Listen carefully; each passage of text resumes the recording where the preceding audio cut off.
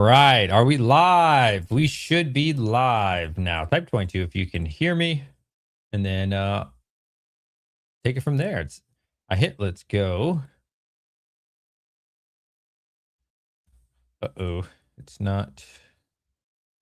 What's on the timer in it? Hang on. Oops. Fast forward if you're watching in the future, like a couple minutes. Why is it not showing? Let's just go live. Go now. Change. Now. Right now. 6:45. Go. We're having trouble. Oh, are we live? Oh, we're good. Okay, there we go. Cool. We are live. I'm so sorry. Dumb ads. Hey, thank you for watching the ad. Thank you, everybody. Oh, so it's a beautiful day today. How is everybody? Yeah, BTC is fucking dead right now, bro. Like, I'm not even gonna lie. I mean, I still believe in it long term. We'll be perfectly fine. Long term, though, right? Like, I mean, we can get into that in a bit if you guys want. Oh, what the? It's not music. We can get into that later if you guys want. Let me know how the music is. I'd have held until 300. Buy the cliff. Bro, I literally just filmed a video about selling my Destined Rivals booster box. Just one to cover my others. Dude, I think that's smart. How loud's the music? If it's too loud, let me know. You might need to jump into BTC. I mean, dude, I mean, it's hard to say, right? Like, I think if you buy it years from now, you'll be fine. If you're trying to make a bunch of money at this minute, might be, you know, I don't know. Maybe. Maybe. You don't like the music? I don't really care for it either. Listen, they give us free music, but the point is it loud? I just want to make sure it's not louder than me. Oh, it's too loud, people are saying. Okay, good. Thank you for the feedback. All right, we put it on 24. I want to make sure you still hear something. You don't like music? I love music. But low music, though. Low. BTC down. Pokemon's up. I know. It's weird. Really weird, right? Strange. Dude, on my Bitcoin position, I think I'm down like $50,000. It's crazy. But we're still up. I'm still, my buy-in is 28,000. So what are we at? Yeah, I'm still up 100%. So we still up. Is that 200%? I guess you would call it 200%, but I'm up 100%. I'm still up a 2x, baby. That's how I just got in so cheap, man. Let me know if the music's better now. I turned it way down. Silver did worse.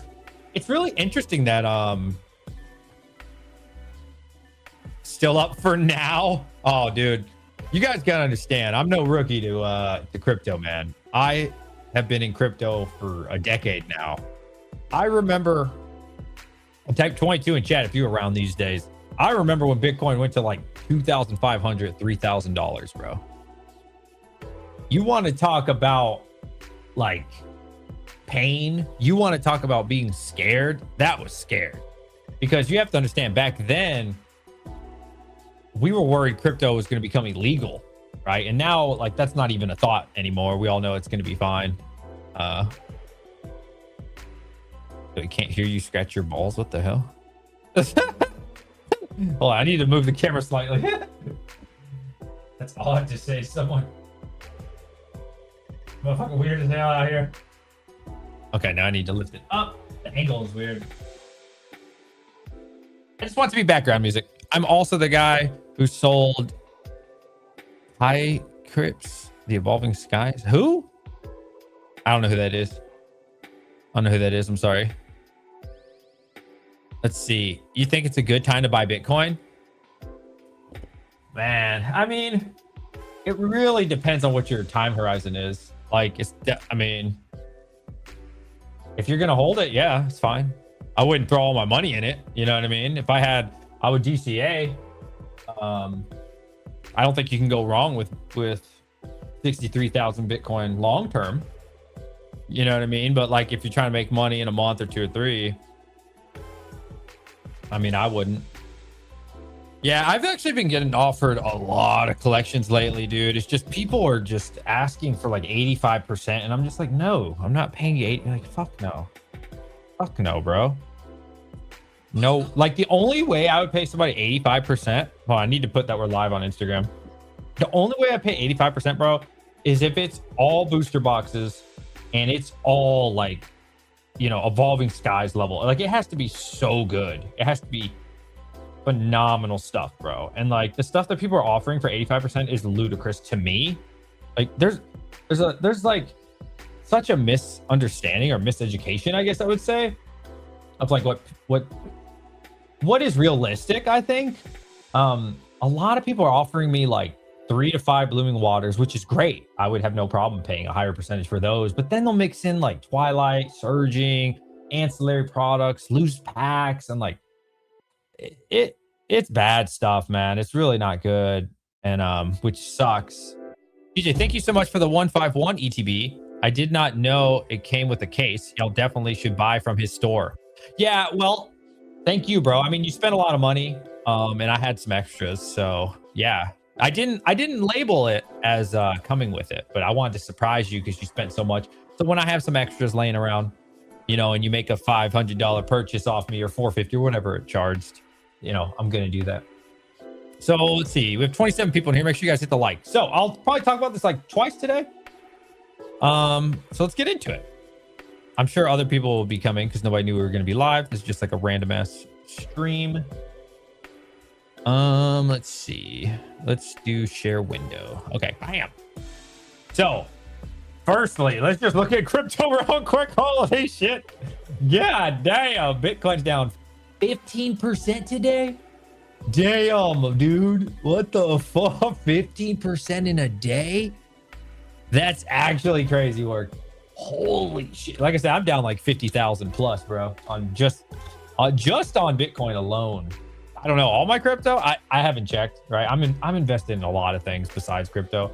But if I had to guess, I'm probably down like 60K this week. It's not a good week for us, but I mean, we're still doing good in stocks. We're still doing fine in other investments. Pokemon's doing great as well. But yeah, crypto ain't doing great at all. So holy shit. Yeah, damn. But like I said, I've been through much worse than this. So if you can survive $2,000 or $3,000 Bitcoin, you can survive anything, my friends. All right, so Destined Rivals here, guys. Market price right now is 577. So let's see. Buy the dip. Everyone's sleeping on Surging. Thank you, by the way. Please keep sleeping while I load up. I'm not sleeping on Surging. Dude, I sold 4 or 5 cases this month of Surging Sparks. I think I'm down to like 1 left, maybe 2. I'm very bullish on Surging. I was buying a lot of gold and silver. Okay. I accidentally made a lot of money. Nice, dude. Steel City, what's up, buddy? DJ, are you ready for the internet panic? Time to sell the Pokemon product to buy Bitcoin crash? Well, that's complicated, bro. That's a really complicated thing because if you believe in the 4-year cycle, which it felt like we were getting away from the 4-year cycle until recently, and now it just looks like history repeats itself. Assuming that, and I have no idea what the future is going to be. I just want to like preface that, right? Nobody really knows. Assuming the 4-year cycle was going to continue like it always does, this is just the beginning of the panic, to be honest. This would just be the beginning. And 62K is not even like close to the bottom. That being said, you know, I don't know, you know, usually the year after the halving is like the worst. So, I mean, we are in 2026. The halving was like, I'm sorry, after the bull run, which was 2025. This would be the worst year. Yes. Right. This would be like the worst year historically. But again, I don't know what the future is going to entail. Anyways, so you guys know I sold one of my Destined Rivals today. So I've sold 3 so far. I have 2 left. I've been picking up all these Destined Rivals from collections. And I want to see who's been following my channel for a while. Who knows why I'm selling all my stuff? Or most of my stuff, we should say. I'm trying to buy a $100,000 collection. I have a lot of collections being offered to me right now. 2 right now that are 6 figures. Low 6 figures. So like one of them's 100,000, one's 160,000. And then one's like 80,000 and another person for 60,000. So that's really my goal, right? Like I've been buying these Destined Rivals and collections I got the first batch for like 325 bucks, and the fifth one I got for like 330, 340, right? So when I look at this and I'm like, okay, Destined Rivals, my buy-in is just over 300 bucks. You see what I'm saying? Here's the thing. Hopefully this paint shows. It doesn't show, of course. Give me a moment. I need to add a new screen, of course. Share screen. I hate doing this. It's so irritating.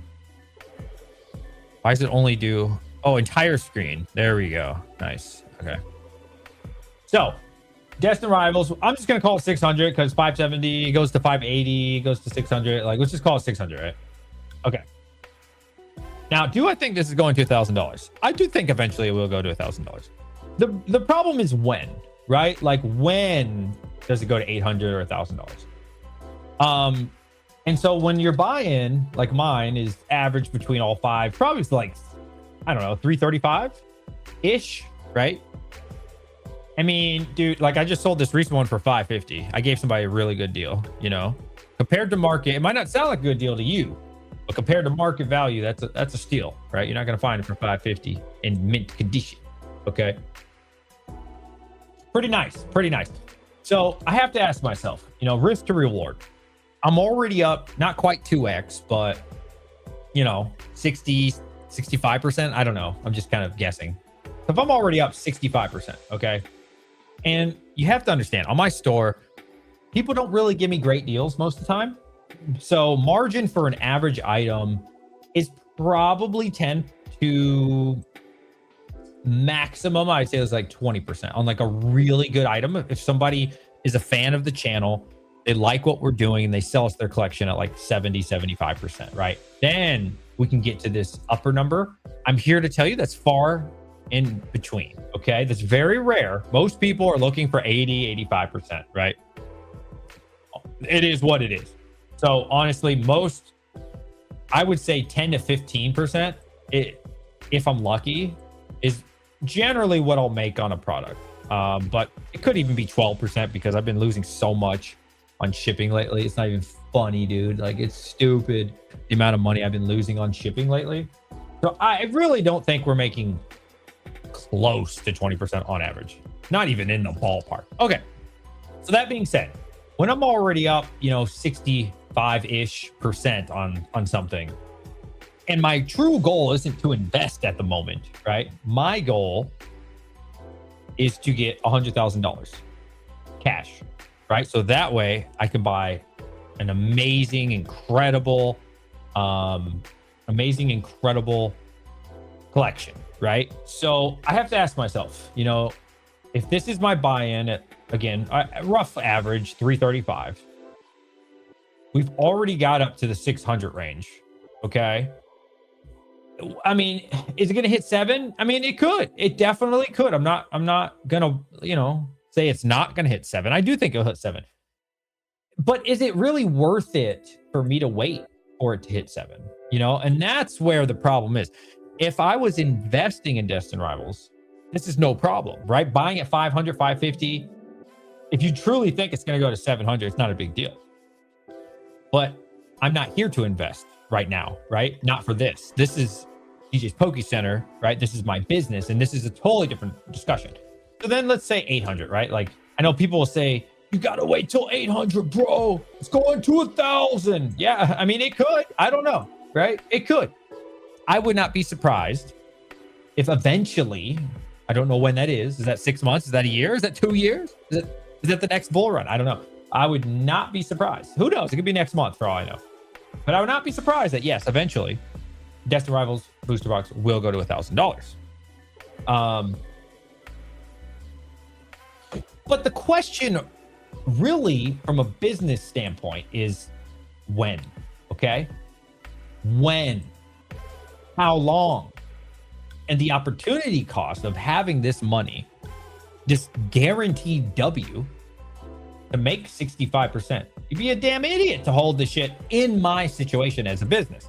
Again, as an investor, yo, my boy TRJ. I was just explaining why I sold. So at the moment, I'm up roughly 65%. I'd be a freaking idiot to not sell it right now. It's all, dude, I just bought these Destined Rivals like less than a month ago, probably, maybe at most a month ago. You see what I'm saying? So here's the thing. Now I take all this money in between. Okay. What's that? 275 or whatever, right? I've sold 3 so far. The first one I gave somebody a killer deal, it's 450. The second one I did 500, and this third one I just did for 550. And I still have 2 more, right? So now I'm taking that money. So I'm just gonna make up fake numbers here, right? It's just easy numbers. Don't go with the exact numbers, just quick math, just so it's easy for everybody to understand. Let's just pretend I profited 1,500 bucks, okay? Don't know what the real number is. I'm too lazy to figure it out. I'm not gonna lie to you, okay? Now, the cost of everything, let's say we're all in it for like 2,500 bucks, okay? So I invested whatever, 15 or whatever. Now we're up to 2,500. Okay. So now I have 2,500 to buy a very small collection. You could buy a very, very small collection with 2,500 bucks, right? A very small one, a very small one. And I can take that 2,500 and very quickly I can turn that into like 3K, 3K. So now we've profited 500 bucks. So this is where things get interesting, right? Because if I can make 500, and you guys know, man, my store, like, thanks to all of you, is killing it, bro. Like last month, I think I did like $55,000 in sale. Like, bro, we're killing it. And if we put it on the store, it's gone. You know what I'm saying? Like, we've built a really solid platform on YouTube and our store, and we're doing fantastic, right? So I could pretty quickly make a 500 bucks flip. Okay, so now, how much do we have? We got 3,500 buying power all of a sudden. Look at that. Okay, so now we buy a $3,500 collection or 5,000, whatever, right? But we apply that 3,500. Now we've turned that into like 4,300. Look at that. But again, we started with about 2,500. Well, really, you start with 1,500 because of the Destined, but right after the Destined sale. And so you can see you pretty much double your money. Now, what are the chances that I would double my money from here? The fact that Destined Rivals is $600 a booster box. Let's be honest here, guys. Again, I think it's a great box. I think it eventually will hit $1,000. I would not be surprised. I just don't know when, right? So how long do you guys think it would take for Destined Rivals to go from 600 to 1,200? Now, this is where things get interesting because this could be, 6 months, a year, 3 years, 5 years. I don't know, right? And so in between all that, by me just selling it, again, starting with 2,500 bucks, I could turn 2,500 bucks into 7K, probably within, a couple months. And it's not hard to do. Where Destined Rivals is like a huge gamble for me, right? I can get a 3X within like 3 months or so, I can do that with my business, the way we build our platform and the loyal people that we have. And we can do this fairly easily. Now, I forgot to tell you guys, I didn't even announce this because honestly, I don't have enough for everybody. So I didn't even feel like it was worth announcing on my short or my Instagram, but I did get a restock of Ascended Heroes today. I only have 10. I limited it. I forgot if I put 2 or 3, like 36 bucks. Hey, you ain't gonna find that nowhere, bro. I paid 90%. So I think I'm making like $4 or some shit, $3 on each one, but I wanted to throw it on the store. Hey, if you want it, it's out there. I didn't tell anybody. I didn't announce it. You guys are the first ones to know. What's market on that right now? Let's see. Ain't gonna find that nowhere else. Let's see. But I can go to Target. You're sold out? No, I'm not. I haven't even announced it. What do you mean? Am I sold out? Let me see. Nope. Ooh, I just got offered a decent collection. Oh, wow. Okay. So I just got offered a collection. I don't know if this person's watching. I'm going to cover their name up because I don't know if they want to be private or whatever, but oh shit, it showed anyways. Here's the collection I just got sent. Can you see it? Oh, it's not. Look at that. So I'm just going to read you this collection I just got offered. Dude, I'm getting offered collections constantly now. It's awesome. Destined Rivals booster box, Phantasmal Flames booster box, Mega Base booster box, Blooming Waters. It doesn't say the quantity. More blooming water. Wait, 4? I'm guessing that's 4 blooming waters because they wrote it 4 times. Charizard use PC. I really don't want those. 4 of those. Stellar Crown. God, I have so many PC ETBs. I really wouldn't want that. 151 bundle. The Unova heavy hitters. Those are good. Very hard to ship though. These are all things that are extremely difficult to ship. Surging Sparks ETB. Yeah. Prismatic booster bundle. Okay. I'm trying to stay away from Prismatic Booster Bundle until the reprint next Tuesday. That's when I'm interested. And then Surging Sparks Booster Bundles. Okay. All right. A bunch of those. Okay. Yeah. Yeah. So the top half. So this is what I experience a lot. Is like you hear the first half of the collection. And it's like amazing, right? Like Destined Rivals, Booster Box. Hell yeah. Phantasmal Flames. You know, whatever. Mega Booster Box. You know. Blooming Waters, but only 4. And then a bunch of UPs. Everything after that, I don't really, you know. Heavy hitters are good, though. Heavy hitters are good. So it's like a half good collection, or like I'd say 40% really good, and like 60% like, you know. Got a few of those Pokeballs from you and pulled the Zard from Obsidian. Are you? Dude, my man. Go, guys, can we give a round of applause? I sold those Pokeballs to people for MSRP, bro. How cool is that? We got that one collection for really cheap. And I gave back to the community and sold MSRP Pokeballs. I could have charged like 25, but I gave it to what it cost at the store. And my guy right here, Das Goof, pulled Obsidian Flames Charizard. Can we get a round of applause? That is awesome. That is awesome, dude. See, that makes me feel good, man. We gave a deal to people. You know, one of my favorite cards from Ascended right now? This for Alligator, bro. And it's good for me because people aren't super interested in this, but I love this. I love it. I think this is great. I love this card. What do you guys think of this card? I think it's fantastic. So I'm really glad it's not like a top card for people because I'm very, very interested in buying that card. Maybe I'll just buy a 10 of it. All right, so market right now on these is $40. Yeah, I got it listed for like 36. I just can't get any more of them. I know somebody's gonna buy it. So, what did I list it for? Let me see. Yeah, I don't have any of the Charizard. Yeah, I just got this. I'm really surprised the 151 tins aren't selling. These are actually under market, aren't they? I'm shocked. TCG player 151 pack. And loose packs, bro, are way sketchier than buying a 10 sealed. Dude, a loose pack is almost $20 a pop. So $40 minus 2, so $38. I'm selling this for 30 sealed, bro. I can't believe I've had no people buy this. Bro, it's $8 under market. Like what? How is no one buying this? I don't even understand. Like they'll buy the loose packs, but they won't buy the sealed. That's crazy. I don't understand that. That's crazy. I put that up for a steal. Dude, $8 off when it's only 38. What was that, like 35, 37, 36% off market? That's a huge steal, bro. That's way off market. No, I might be, hold on, that'd be 25% would be $10. Excuse me. I take that back. It's like 25% off market. That's a huge steal. You have to buy a collection to get that price.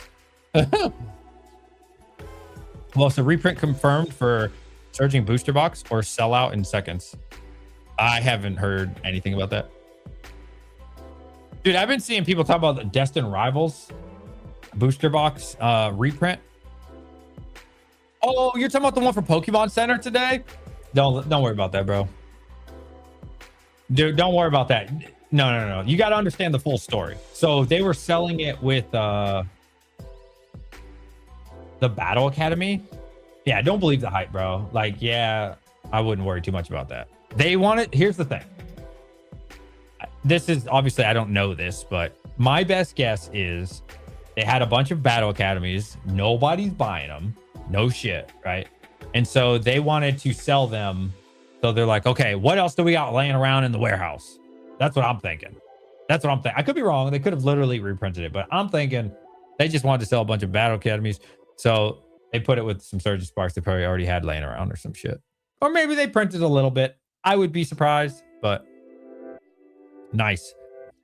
I gave when it said 2 hours. Gave up. Yeah, nobody wants to buy that crap. Yeah, that's why I sat there. Nobody wants to buy that bullshit. Nobody wants to buy the damn Battle Academy. Battle Academy is expensive. I accidentally bought a case of Battle Academy one time. I sold one, actually. I was really surprised. It actually added like $7 or $8 of shipping. I think I sold it for like $20 or $22 on my site. Yeah, I had like $7, $8 because I had to use such a, you know, those things are huge, bro. Battle Academy's like this. Huge, bro. So they ordered like 3 ETBs, I think. 3 ETBs, which is no problem to ship. 3 or 4. I don't remember. But the Battle Academy is this tall. So now I have to get a huge box, right? So that shit. Yeah, I was like, damn, I probably profited. Well, I didn't profit anything. I lost because I bought off Pokemon Center like an idiot by accident. But it's neither here nor there. $180 booster box, including the Academy. Still, oh, was it? Okay, that's a good deal then. I'm sorry. If it's $180 plus the Academy, that's good. My apologies. I didn't know it was plus. I didn't know it was 180 for the 2. I thought, I just gave up. As soon as I saw that's what it was, I was like, hey, I'm out. I'm about to open the new Japanese set. Dude, I still haven't got mine. It is over a week late. It is supposed to be here like literally every day, bro. It is in my city. Literally, my Japanese 0. Make sure you guys buy Japanese off me. It's literally in my city. It has been in Virginia for 3 days. What are we doing? Like, yo, what's up, Catch Out Poppy? I have the worst luck with Japanese, bro. And like, the weather's not even bad anymore. I don't even know what the heck is going on, bro. It's been in Virginia for 3 freaking days. My 0. Driving me crazy, dude. So I opened up some Mega Dream with the kids. That was awesome, dude. I love Mega Dream. I don't know why more people aren't buying Mega Dream. You're freaking crazy. What did I get? I got Mega Scrafty. My son pulled the Zekrom. Like I think it's N Zekrom. There was something else. There was another hit that we got. It was good, man. Where is it? Where is it? I might have put it in my binder. You guys want to see it? It's pretty dope. Pretty dope, dude. Mega Dream is awesome. What's up, DJ? Hope all is well. Oh, dude, I heard they're raising the prices. Both my suppliers already raised prices on Mega Dream and everything. Apparently, the rumor mill is they're getting charged more. Is that true? Is it not? It's hard to say, right? Like, it could be lying to me. But it seems like everybody raised their prices overnight. And then I think in May, MSRP is going up for Japanese Pokemon. So, yeah, you got to stock up while you can. Shit's going up, man. Just people are going to have to raise their prices. It's easy to sell Japanese. People want to buy every box I have. It's also how many boxes you have. Yeah. I don't know. Japanese comes in waves for me. So I've been vending recently a lot, and that's been really good. In person, people have been buying the hell out of Mega Dream. I sold out of Mega Dream at our last show last weekend. It was awesome. On the stores, it's been slower. It's been slower. I did have somebody buy Mega Brave the other day. That was cool. To be fair, I don't like do a lot of videos about Japanese Pokemon, so maybe that's why. That could be why. But English sells really well for us. We only want heroes now. Prismatic is dead. I got heroes. I just uploaded it on the site. Haha. Wabam. Dude, this is so hard to get. I don't think people even... I had to pay 90% of market. Or 89 or 88. Whatever, dude. I'm just rounding up. I almost had to pay full market for this just to throw it on the store, bro. Crazy, bro. Yeah. It's so hard to get right now, bro. Like, maybe when the ETBs come out. I mean, not maybe. We'll obviously have a little bit more packs, but that'll get eaten up pretty quick. Dude, it's hard as fuck right now to get Ascended Heroes. Like $40 market. Like, I brought 3 with me to the show last weekend. So I am going to vend this weekend. Dude, Cash Out Poppy, you cannot get Ascended Heroes, bro. Like, it's gone. There's none left. You know what I mean? The only way you're going to find Ascended Heroes is paying like 90% and up, bro. You're not going to find it anywhere. It doesn't exist. There was one restock, not even restock. There was one launch, and that's it, bro. Like, now you got to wait. So, like, what, the 20th? And then I've heard like a couple people here and there at Targets and stuff are getting it, but I mean, what are they getting, bro? Even if they bring their whole family, they'll get like 10 pack or 10 stickers, like 8 stickers. Like, it doesn't make a dent. You know, when you got people like Nostalgianomics opening a couple thousand of them, that's the thing. the market's really different than it used to be because whatnot streamers, YouTube streamers, whatever streamers, they're going to pay 90, 95% because they know they can sell it for 110, 120, right? So there ain't nobody giving you a damn deal. I think I'm probably the cheapest. Is anybody cheaper than me? Let's look. If I'm wrong, I'm wrong. Who right now would have a set of heroes? Let's see if PokeNE has a set of heroes. Who else, guys? Who would have a set of heroes? All right, so he's $37. So I'm $1 cheaper. It's not a big difference at that point. We're pretty much the same price. Who else? Danny Phantom. What is Danny Phantom's website? Nomics, okay. What is his website? Nostalgia Nomics. Let's see. What is he charging? Sealed product. Let's see. We don't have any sealed product. Okay. What the hell? What's going on? Is this the only thing on the website right now? Evolving Skies random pack? Why am I not seeing anything? Yo, my boy Ditto in the house. You're the cheapest I've seen. The big stores are $40. Yeah, I'm the cheapest on the market right now, boys. I did. Yeah, I don't even see anything on Nostalgia Nomics. That's weird. Huh. Who else? What's Danny Phantom's website? Danny Phantom. I mean, if you guys want, I'll open it for you, but you have to let me know before you pay. Did I type something wrong? Danny Phantom? Wait a minute. Is that who he named his channel after? Oh, shit. Phantom.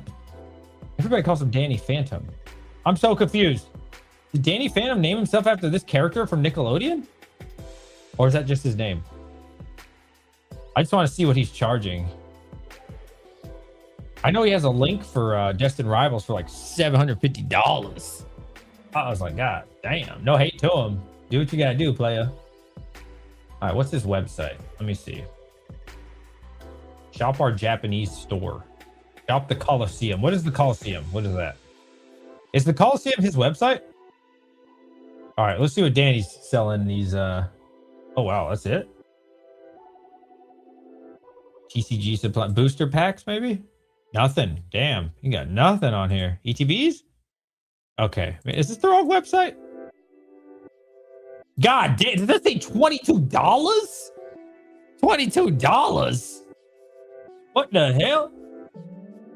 $22? Oh, hell no. We got this, you know, T-Rock and Joey showed this today. $721? StockX link? What are we doing, my guy? 700? God. What the hell? All right, who else is selling? I'm not even gonna look at this stuff. Oh, wow.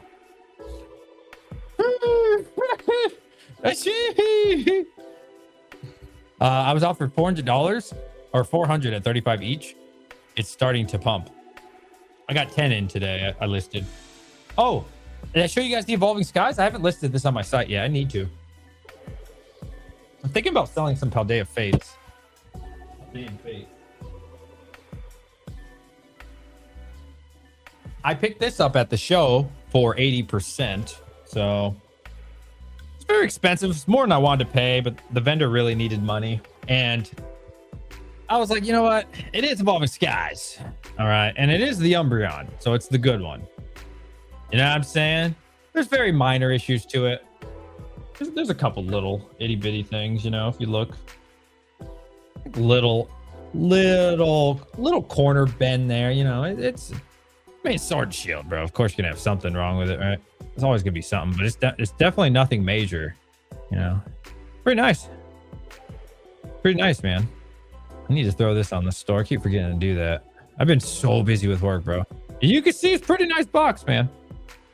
This thing has a lot of back condition, the plastic, but pretty solid box, bro. Pretty nice. So, hey, it's Umbreon, bro. You can Umbreon, Evolving Sky. You can't go wrong with that. Can't go wrong with that. So, trying to do Card City Expo. Hopefully 703 invites you out. So I am going to 703 this month. I forgot what day. I am going to a show this weekend, which is a really small show. Super small. I don't expect to make any money. It's like a church. So my son's been asking me, like, can we please vend? Because, you know, I got really lucky. I shouldn't say lucky, but I sold some of his cards last weekend when I was vending. And so he like really wants to try vending now because he sees like, oh my God, I can make money with some of my old cards I don't like. And so he's like, Dad, can you please find a show? I've been looking around. All the good shows are like, you know, you have to like do it like a month in advance. And then I found a local one that's really, really small. I've been to them before. Not many people go to them, but they said, yeah, they have one space available. They'll make a spot for me. So cool. So that's what we're gonna do. Me and my kid, we're gonna go out this weekend. One Piece is free money, is it? So I've been watching Netflix One Piece, which probably isn't a good depiction of like, you know, One Piece investing. And I like the show. It's cool. It's not the anime, it's the live action. But you know, I'm on episode like 5 or 6 now. It might be 6. So I'm almost done with season 1. And it's good, but it's like I question the longevity of One Piece, man. Like, again, as someone who hasn't watched the anime, so I could be completely wrong in saying that, but I just question the longevity of like these characters. I'm like, is this it? I'm just like, man, I mean, sure, I'm sure he's gonna have some more people on his crew. Like, he only has like 4 people on his crew right now. I'm like, is this it? Like, what if at Pokemon I only got Charizard, Umbreon, fucking, I don't know, Gengar, and like Lucario over and over? Like, it'd be cool for a set or two, but like 12 sets in a row, like, I don't know, man. I just question it. I don't know, you know, not saying it won't do well. I just question it. Just question the longevity of it, man. Like, will people say that interested in it? I don't know. Like, I just can't imagine getting Charizard. Like, getting Charizard once a year is pretty cool. Getting Charizard every month or every other month is, I would not like that. Like, Phantasmal Flames was cool. Okay, people got over it in like 4 days, right? Like, Phantasmal Flames died in a week and a half, like completely dead. Nobody cared. But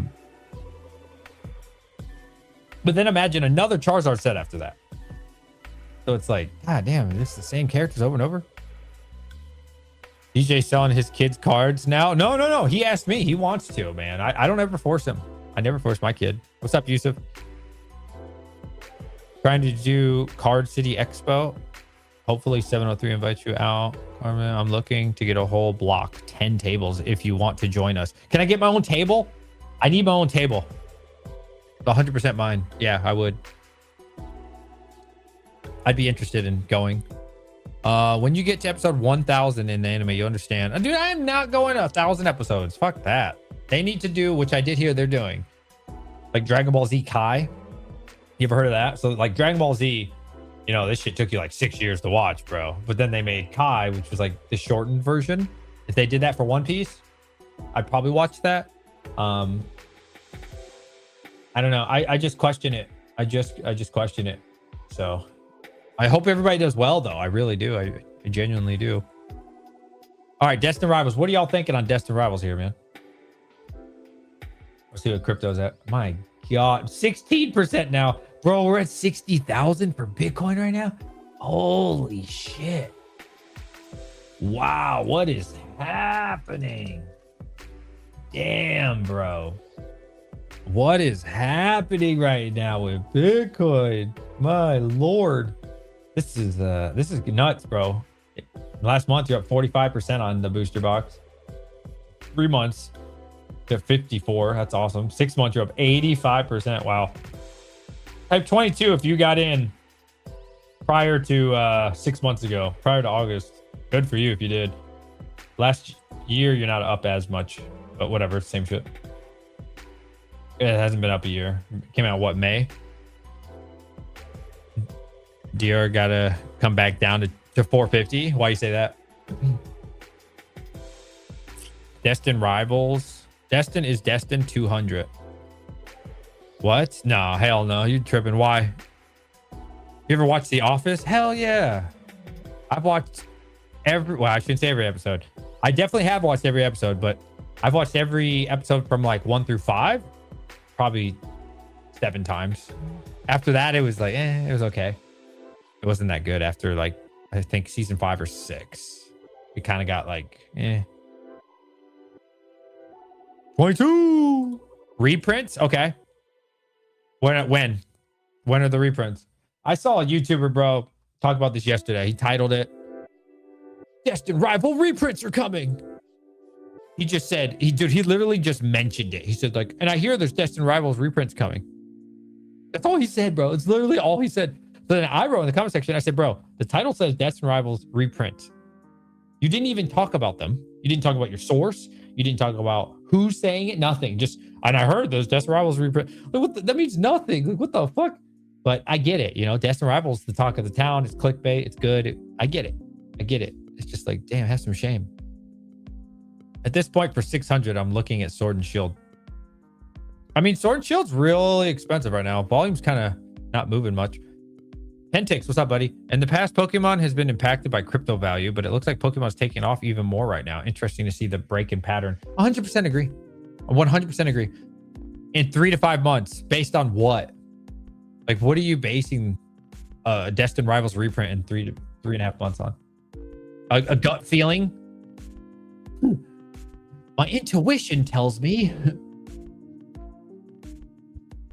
My gut says. You know, dude, I think even if Destined Rivals got a reprint right now, dude, worst case scenario, we're talking like the world ends, 20% drop. Okay. So we're at 600. We'll call it 600, rounding up a little bit. 600 times 0.2. 120 bucks off, bro. I don't know. I just don't see it. Yeah, I mean, we get back to the 4s, sure. 3s, like low 3s? I don't think so. No way. Definitely not 2s. Hell no. It's not just Bitcoin going down though. Yeah. All right, let's look. I don't like to do feelings, emotions. I like to do facts. Let's see. Let's look at it. Let's look at the SP 500. Down 1%. Okay. Pretty sure it's nearing all-time highs still. Oh, wait. What is GSPC? Oh, hold on. I don't know what GSPC is. I know what... let's see. Okay, there we go. Look at this, bro. SP 500, which is, 500 largest companies for the stocks, is still up 12%. It's not hurt at all. So Bitcoin is not affecting it. Last 6 months, it's up 8%. Last month, it's down 2%. That's marginal. Last 5 days, 2%. It's marginal. Today, it's down 1%. To me, it has no effect at the moment. Not saying it won't ever. Last 5 years, still up 74%. You know what I'm saying? Like, I don't know, bro. Like, I mean, what's it really? Gold price. Let's see. Today, it is down 4%. Last 30 days, though, we're still up 10%. Last 6 months, you're still 46%. Yeah. Like, I mean, is this really affecting anything? I don't think so. Is that, I mean, guys, is 4% a big deal to y'all? I don't think it is. Not when in the last month, you're still up 10%. Now, silver, yes. You can see silver, that's painful. 19%. Yes, that is painful. However, in the last month, you're still up to 12%. That's, hey, bro. Anytime you can be up 12% for a month, that's still pretty great. So if you just zoom out a little bit, you're still doing good. So it's interesting. So from my understanding, and correct me if I'm wrong, but I don't think I am. From my understanding, why this is happening with Bitcoin isn't because there's anything wrong with Bitcoin, right? Bitcoin hasn't changed. It's still just as good as it was, or just as bad, either way, right? But my understanding is the new Fed chair, right? So we didn't cut rates. And then President Trump announced the new Fed. And so it wasn't who people were hoping it would be. And so there's a lot of unanswered questions of the direction of which he will go. Will he be pro-Bitcoin? You would assume so, right? Because why would President Trump put somebody that isn't pro-Bitcoin in office? Because that's actually who selects the Fed. The Fed chair, right, is the president. So obviously he's not going to put someone up there that doesn't align with what he wants. You see what I'm saying? But the market didn't appreciate that.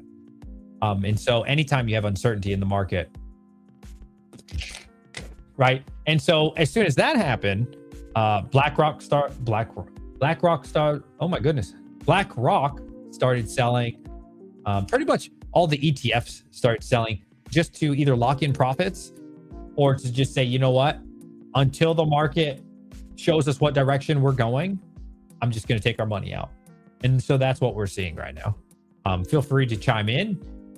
I don't think I'm wrong on that though, because there's nothing else that's happened. It's not like anything has changed with Bitcoin to make it suddenly crash like this. So I think it's just a lot of uncertainty, fear, and doubt. Now, see, here's the thing. Last time, when COVID happened, there was a black swan event. Generally with Bitcoin for the crash, there's a black swan event, which means some big, terrible thing happened, right? Think FTX, right? FTX was the most recent one for the last bull run. And so he scammed a bunch of people and that put everybody into the bear run, blah, blah, blah, blah, blah. Okay. But this, I mean, it's really nothing that like happened that was so bad. You know what I mean? It was just, we don't know what's going to happen in the market. And I think they're just playing it safe. I thought Vance was a crypto guy. So I've heard that. But I don't think all of the market is believing that. I don't think so. Like, what other explanation would it drop 40%? You see what I'm saying? They took out, basically the ETF money gave us 100K and then even more than that. Okay. And so they took all their money back, basically, is what happened, because they're scared. Which, hey, if everybody starts to do it, I get why at that point you are taking your money out. Because it's tied to, you know, I don't agree with that. You know, I don't think that would have anything to do with it. Tinfoil. The Gov is glad it's dropping. Gov will invest heavily. I could see that. I could see that for sure. But yeah, so it's really interesting how Pokemon is being very resilient right now. Let's look at Surging Sparks to see if this new reprint has affected anything. Oh wow, my computer's moving slow, eh? So far nothing, but we'll see when it, you know, actually comes out. Last month we're still at market price 273. Yeah, I've been selling these for a really good deal on the store for like 250. I was at like 240, 245 for a while. But now that it's moved up a lot, I have raised my price to 250. But we were giving out a pretty good deal on that. We were giving a pretty good deal on this. So Certain Sparks a good one. I like Certain Sparks. Let's see if Twilight's still above 300. This is criminal. How is Wow. How is Twilight more than Surging, bro? It's crazy. 325. Come on, bro. Twilight Masquerade 325. Disrespectful to Surging. Still selling 2 a day though. Interesting enough. 0 sold today. Yesterday was 1. It was averaging 2 a day, at least for the month. So let's jump move. Watch him pump the market during the weekend. Yeah, I think we'll do great. I think we'll do great throughout the year. But what else has been good? Let's see. Evolving Skies ETB that I bought for 80%. Let's see how we're doing on that. Umbreon. You gotta be careful. There's a lot of these. The good one's Umbreon. All right. You gotta be careful. Oh, yeah. Okay. Next up is about 452. Market price 392. I think I paid like, I think we called it 400 times 0.8. Okay, I paid 320. Yeah, I feel good on that. We're ahead. Yeah, good. I could list this for like 375. Yeah, that's pretty good. Oh, you know what? Wow, this one has a tear on it. Oh, wait a minute. Oh, that's way worse than the box I have. Look at all these freaking creases and shit. Where's the tear? Yeah. Oh, wow. That's a huge hole. Oh, wow. Mine is way better than this. Okay. No way. Market's got to be above 4 then. If it's 400 for that shitty box, this guy, okay, think about this as well. This guy's a 0 seller. So we're just going to skip these two. These are junk. This guy is not a trusted seller. He does have 100%, but he's not trusted. So this guy's at 450. Yeah, I think our box is worth about 450. Has to be. There's no way my box isn't as good as this one.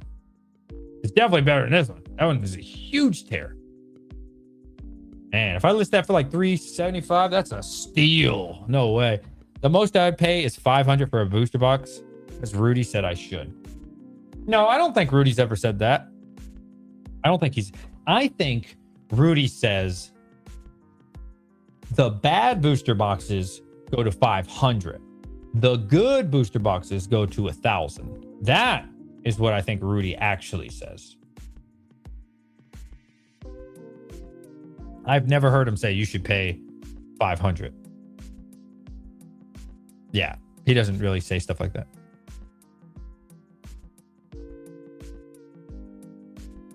I'm supposed to be buying a couple collections. A really small one for like 2,000. I think it had.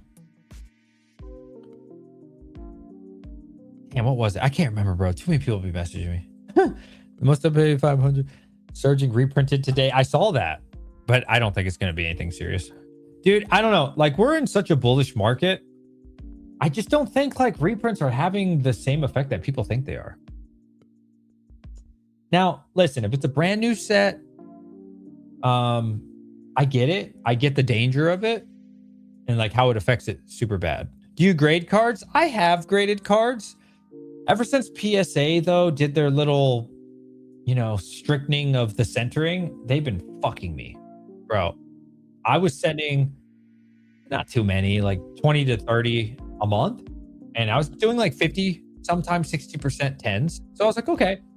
And then the last like 2 or 3 submissions, it was all 9s, every single one, ever since they like got stricter. And so now I've just been getting screwed, bro. So no, I haven't done it. I still think my Umbreon is a 10. Let me look at this because it might be worth cracking open.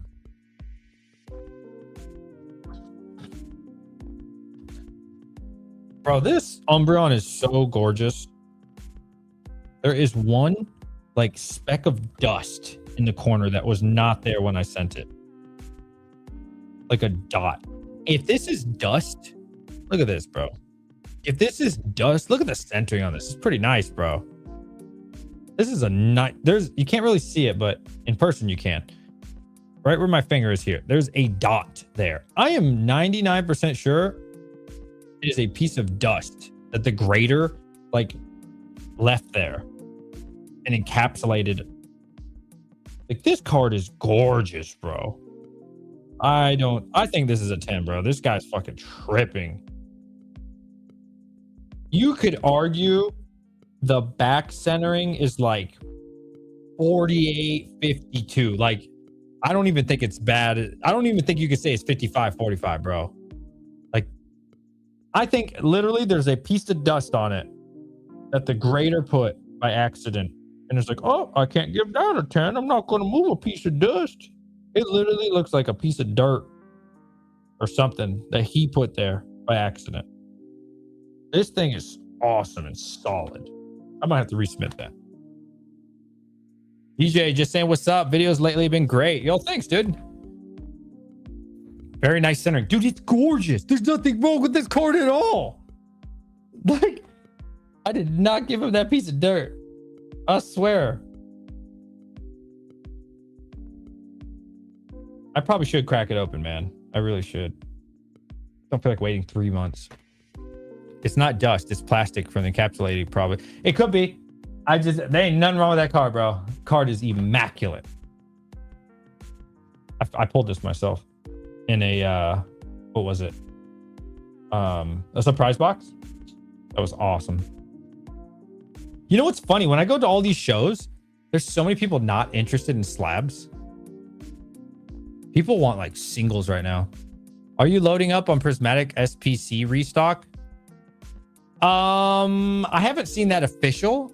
I know that next Tuesday they are getting the bundles. Check Discord. Okay, let's see. Let's see. Pokemon and oh, is that fact or opinion? What's the source on that?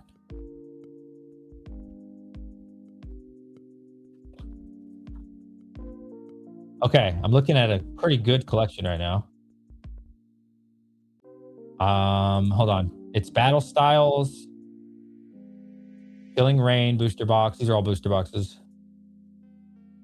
Pretty nice photos. Just seeing if there's any condition issues. It doesn't look like it. Is that another Battle Styles? What else is there? Hold on. Silver Tempest. Oh, Celebration CTB. Don't see anything too bad with it. Looks pretty nice. Silver Tempest booster box. It's looking pretty good. Yeah, I think I'll buy this collection. Yeah, let's do it. Any rips? I'm gonna tell them right now. I'll take it. Any rips, tears, condition issues I might not be seeing? Yeah, I'm gonna take it. Now, see, this is something I would pay 80% for. Yes. You're giving me Sword and Shield. You give me booster boxes. All right, fine. I would pay. Yeah, I'd pay that. It's the problem is when you get a couple good things worth 80% and then you throw in a bunch of trash. Sam's and Costco. It's happening sometime soon. So Costco is like impossible for me unless it's online. You hate slabs? I love slabs. I love it. I'm a huge fan of slabs. Big fan. Protects your stuff. You know, I don't have to worry about this, bro. I could throw this. I'm not going to throw it, but I could preserve this. My kid could come in and fuck up my binder. You know, I don't know if these are waterproof. I would definitely say I would trust this falling in water more than I would my binder. You know, the security issue of these are great, right? For like $1,000 card, $5,000, $10,000 card, all day, every day. Give me the slab. You know what I mean? And the best part about a slab, to me at least, is we don't have to argue on condition. You really take the risk away from knowing what it is. So I could look at a card and be like, oh, that's a 10. You could be like, oh, I thought that's like an 8, right? Because near mint is just PSA 7. Did you know that? And same with TCG. There's no gem mint on TCG. So you're going to get a doo-doo ass card on TCG. How do I know? I bought a lot of near mint cards off of TCG, and every time it's like a 7, bro. Terrible condition. Terrible. At least if you're trying to grade it, right? Huge scratches, multiple whitening marks, terrible centering, the worst centering you've ever seen in your life. Yeah, so I like graded cards also because it comes from the comic book world, and I like it. It's just something we can agree upon. Yes, this is a 9. Yes, this is a 10. This is an 8. Nobody's really going to question it as long as it's authentic, right? I like that factor for sure. DJ, resend that. I would imagine you resend it, you get a 10. Yeah, dude, it's gorgeous. There ain't nothing wrong with this card, bro. Unless the grader fucked it up or something, and it's not a piece of dirt, and it's like a piece of the card that came off, which it looks, I doubt it, bro. I don't know. I bet you I could get that little itty bitty thing off that they put. Something nostalgic about a good old binder collection.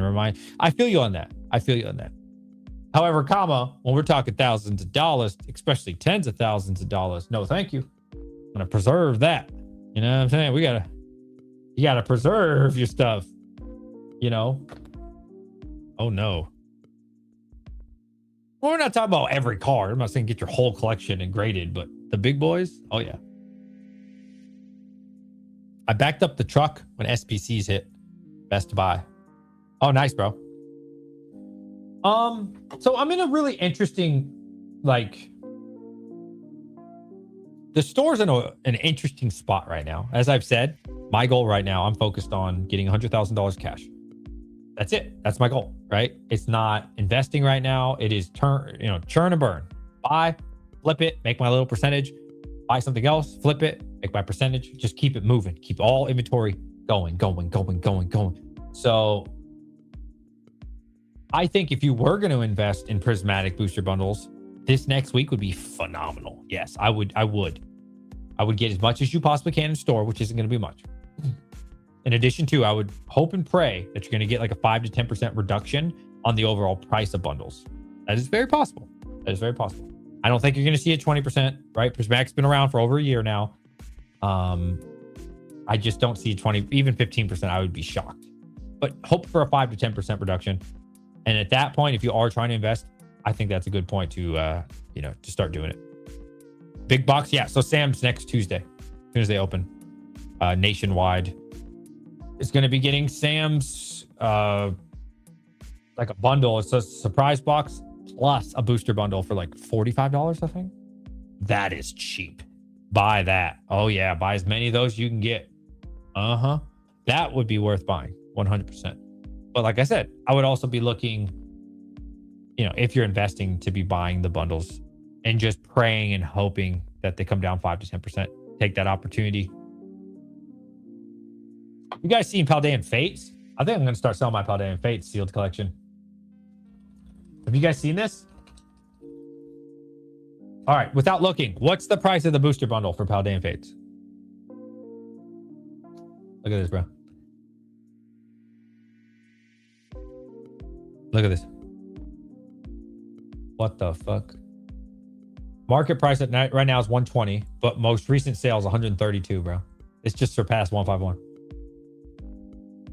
Bro, it's just surpassed 151. That's crazy. Wow. That's crazy. I think I'm about to start selling mine, bro. I might have to start selling mine. I've got how many do I have left? You know those prismatic booster bundle sealed cases I sold to you guys? Oh, dude, those sold out instantly. I think I'm gonna sell. I have the same thing for Paldean Fates, so I'm thinking about selling those as well. And then I do have some bundles. I don't have that many, like loose bundles. Probably like 5 left. I don't know. I'm thinking about it, bro. I mean, that's a lot of money. I need to get rid of those. I need to get rid of those. Yep. We up. So I think it might be time for me to move those. You got the sealed cases like that? Yeah. Do you have the display? Or do you have like the prismatic ones I had? Or do you have like the brown case? My 151 bundle display sold for $1,900. Nice, dude. Nice. That's full market, right? Good for you. No premium or bundle display right now.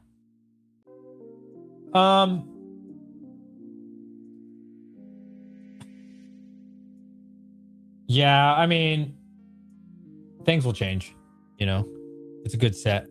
Bro, when are you going to start selling internationally? Probably never.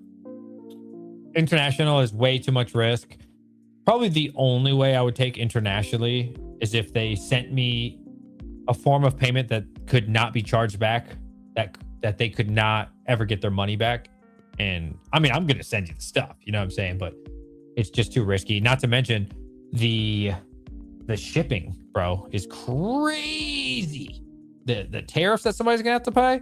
And if I get screwed paying them, oh, I'll be mad. My margins are slim, bro. My margins are very slim. People are not selling me product for good prices. I'm telling you that right now, as I've said. They're selling it to me if they like the channel, 75%. If they love the channel, like supporting. But most people are like 80, 85, right? So, you know, the margin, the what's the word? Something for error. I can't think of the word. The saying. Margin for error is so slim. You see what I'm saying? So, no, international, bro. You'd have to really overpay for shipping, or I'd have to quote you on shipping. You'd have to pay that. And again, in a way that you could not refund me or charge back me or screw me over. So, yeah, I don't know. It's an interesting business that I'm not sure I'd want to get into. Bundles for the same price as great Tusk box. Yeah, I don't know. There's something collectible about it, right? The bundles are just collectible at this point. The bundles are like the poor man's booster box or like ETB. What's the ETB on Paldean Fates right now? I don't know. $400, $350. So I don't know, something like that, right? So like most people can't afford that. They definitely can't afford the Pokemon Center, but maybe they can afford the bundle. Same thing with 151. Pokemon Center 151 ETB $800-900. Regular like 450, I think 420. But they can't afford that. But they can afford the 151 bundle. You see, so it's like it's your poor man's investment. You know, it's a good one. What about the buyer arranged postage? Yeah, I feel like I just mentioned that. Yeah, I guess, but it'd have to be again something that they could not refund me and charge back me. Like I'm not gonna get screwed overseas like that. No way. Yeah, if you hit me up on the side, and you did like Zelle, right? Zelle, you can't. It's a wire transfer basically, so you can't get that money back. You can't screw me over. I would maybe consider that. Maybe. It also depends what they want. Like I said, I really have no issue selling my English products, so it's not like I need more customers in that way. So it really, what do you want? You want, you know what I'm saying? Like, I mean, I wouldn't want to sell Evolving Skies to somebody. That's a lot of risk. Shipping, you know, something like that. There's no way they will ever go below 500. Destined rattles to the. Okay, that's crazy. That is a crazy statement to say. To say that Destined will never go below $500. I don't know about that. That is a. You should have shot much lower than 500, brother. It was less than 500 like a week ago. Well, what current stock do you have? These days, it's mostly like S&P 500. I sold most of my Tesla. I sold most of my Nvidia, like 2024. Yeah, it's mostly like the S&P 500 at this point. Yeah. Retirement stuff, you know, for the most part. I've been doing that since, well, I've been in the stock world since I was like 21, but like the actual S&P 500 retirement, like Roth IRAs, stuff like that. I started that like 26 years old. So a little bit later than I wanted to. But hey, I mean, it's better than some people not doing it till they're 40, I guess. There's no way that it will ever go below 1,300. Oh, pesos. You must be talking about pesos, brother. That motherfucker tripping. I can say Destined Rivals won't go below 300, like very firm. I could see not going below 300. Sure. 500's like, that's a totally different area. That alone makes me not want to sell online. Well, let me show you guys this, dude. And this is another reason I tell people they're very unreasonable asking 85%, in my opinion. People don't, but that's the thing. People don't care about the risk that you're taking. Like, look at this. This package got stolen today from the post office. Look at this. You see this? It was 2 mega battles, which to be fair was only $70 with shipping. But still, I'm out $70. So I had to fully refund. I'd show you the actual box, but it has the label all over it. I am out all the money. And of course, I'm going to refund the customer. UPS stole my package, bro. Like, they ripped apart the package. They gave the customer nothing.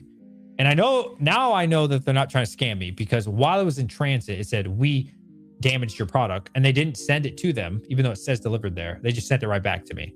Open box, missing the Pokemon. I'm like, what the fuck? And I'm out the money, right? And this is the things that people don't see, or they just choose to ignore, or they just don't give a shit because they're selfish, right? When I'm talking about, dude, I got to be at 70, 75% for certain things, it's because of shit like this. You take a $70 loss, gone instantly, right? If the collection's only $2,000, that's 5%, instantly gone, just because of that. And that wasn't the first one that happened, right?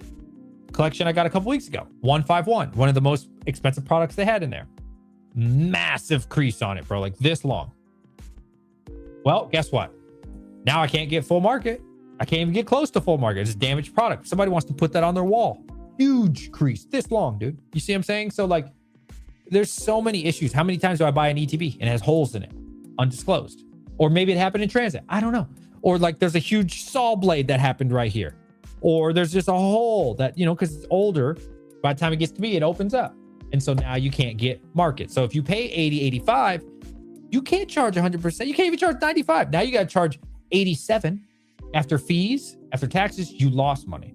And this happens all the time in collections, right? And these are the things when people aren't understanding, like, why you can't afford to pay 85% for shit. Because they're not factoring in, bro, I'm taking on 100 of your items. Statistically, 5 of those are going to get stolen, or 3 of those, I should say 3 of those are going to get stolen from UPS. Just statistically. 4 of those, in addition to, are going to have problems when they arrive to me. 10% of the collection is fucked. You see what I'm saying? And so, yeah, you have to factor in your risk. You see what I'm saying? You have to factor that in. There's a lot of risk when buying collections. Now, if you buy in person, obviously it's a lot easier because you can like really thoroughly take it, look at it, protect it, put it in your car. But like, how often do you really get a local deal? I don't get many local deals. They're just not worth my time most of the time. It's like, you know, some dude that went to like Walmart trying to sell you some 5 Surging Spark CTB. You know, it's not really worth it. I'm looking for like whales. You see what I'm saying? Or if not whales, at least dolphins. I'm looking for a minimum of dolphins.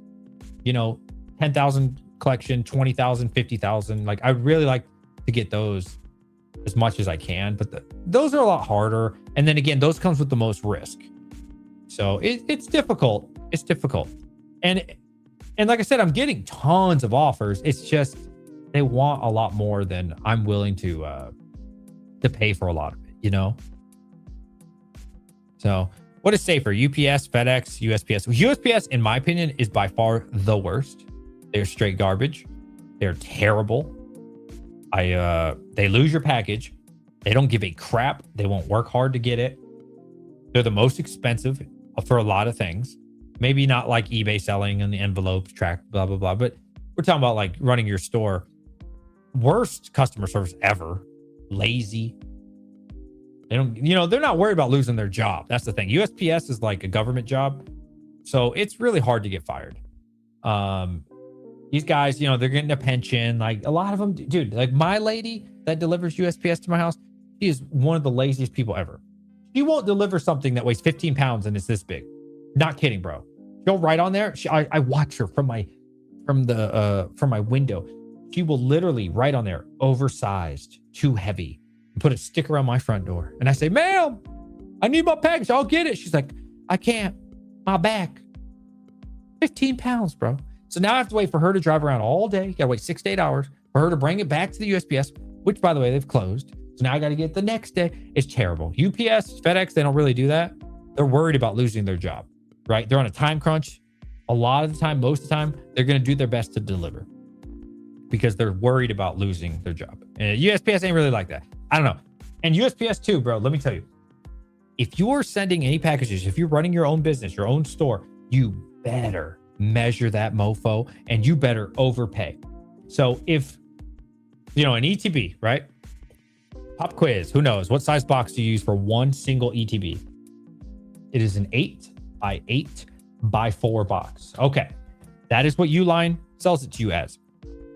If you do not add any extra craziness and it's still supposed to be an 8x8x4, UPS don't care. FedEx, they don't care.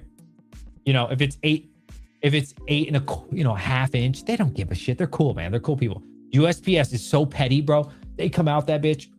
Even though it says 8x8x4 and you didn't make it any bulkier, they will measure that shit, bro. And they'll be like, you're 1/4 of an inch off of your measurement. Now, they're not going to charge you $2 or $3. Nope. They're going to charge you $6. I get those all the time. So anytime you're dealing with USPS, it is the worst, bro. It is the worst experience ever, bro. Do not use USPS unless you have to. And if you do, you better get the tape measure out. If that shit says 4 4/10, you better put 6 inches. They're garbage, bro. Terrible in every way, in my opinion, my experience. And that's, again, I've been selling a long time, not just Pokemon, right? Like way before this, I did comic books. Terrible experience. The only time it's okay is when you do priority. So you put it in like the box that can fit, you know, which is super expensive, by the way. That shit's like $16, $20 now. That shit used to be like 10 to 12, but no. If you could fit it in that box, those deals can sometimes be good, but I would not recommend USPS. Garbage. Garbage. Lots of broccoli hair. Fuck boy scalpers too, though. But most of us just ignore them, guys. I don't know what that means. You talking about green hair? What do you mean, fuck boy scalpers? What does that mean?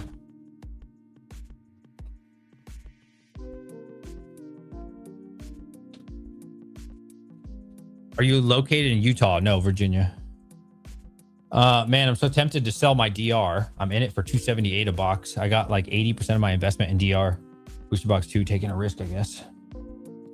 Well, you're investing, right? If you're investing, I mean, it don't matter.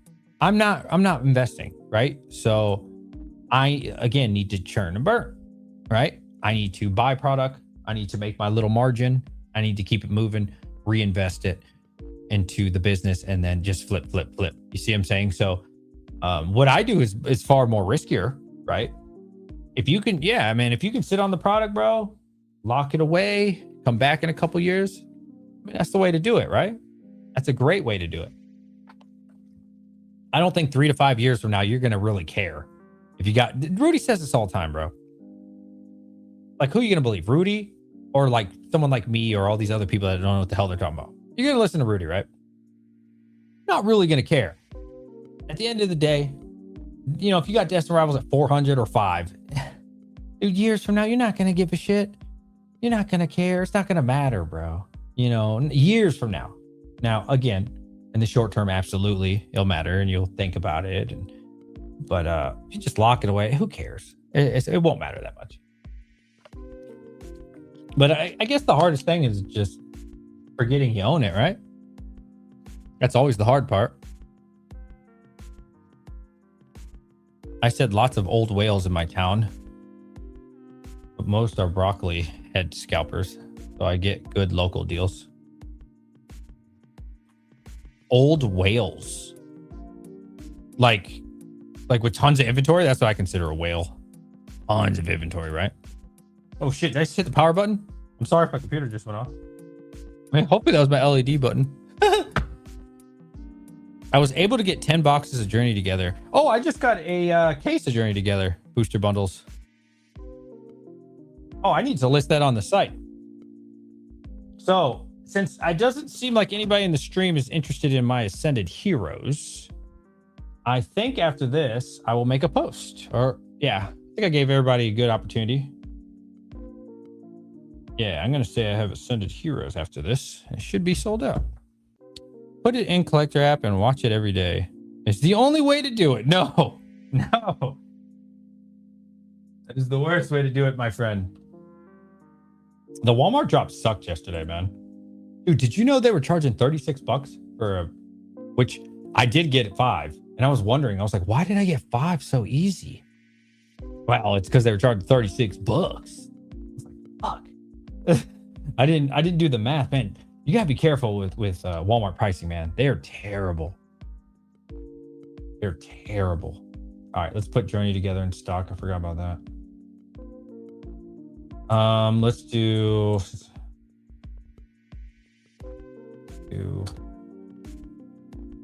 boom. Let's put in, how many should we put in? I'm gonna put 8. Boom, 8 on the store. There we go.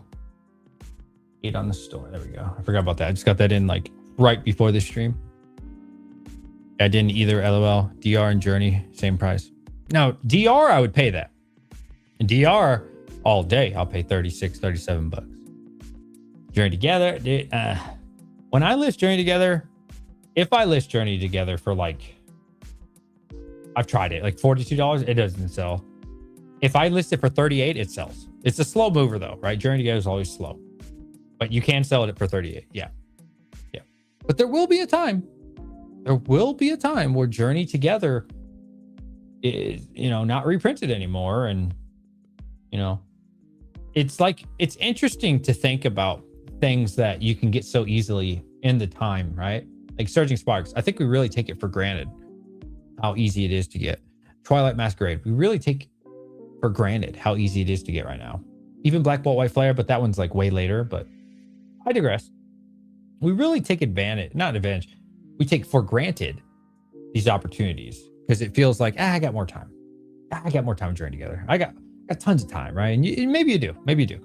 But when you get it for a pretty good deal, often you're like, nah, I'll wait. I'll just keep waiting. And so then eventually, before you know it, it's February in 2026. Oh, wait, it is, right? And then before you know it, guess what? It's August 2026. And before you know it, the year's over.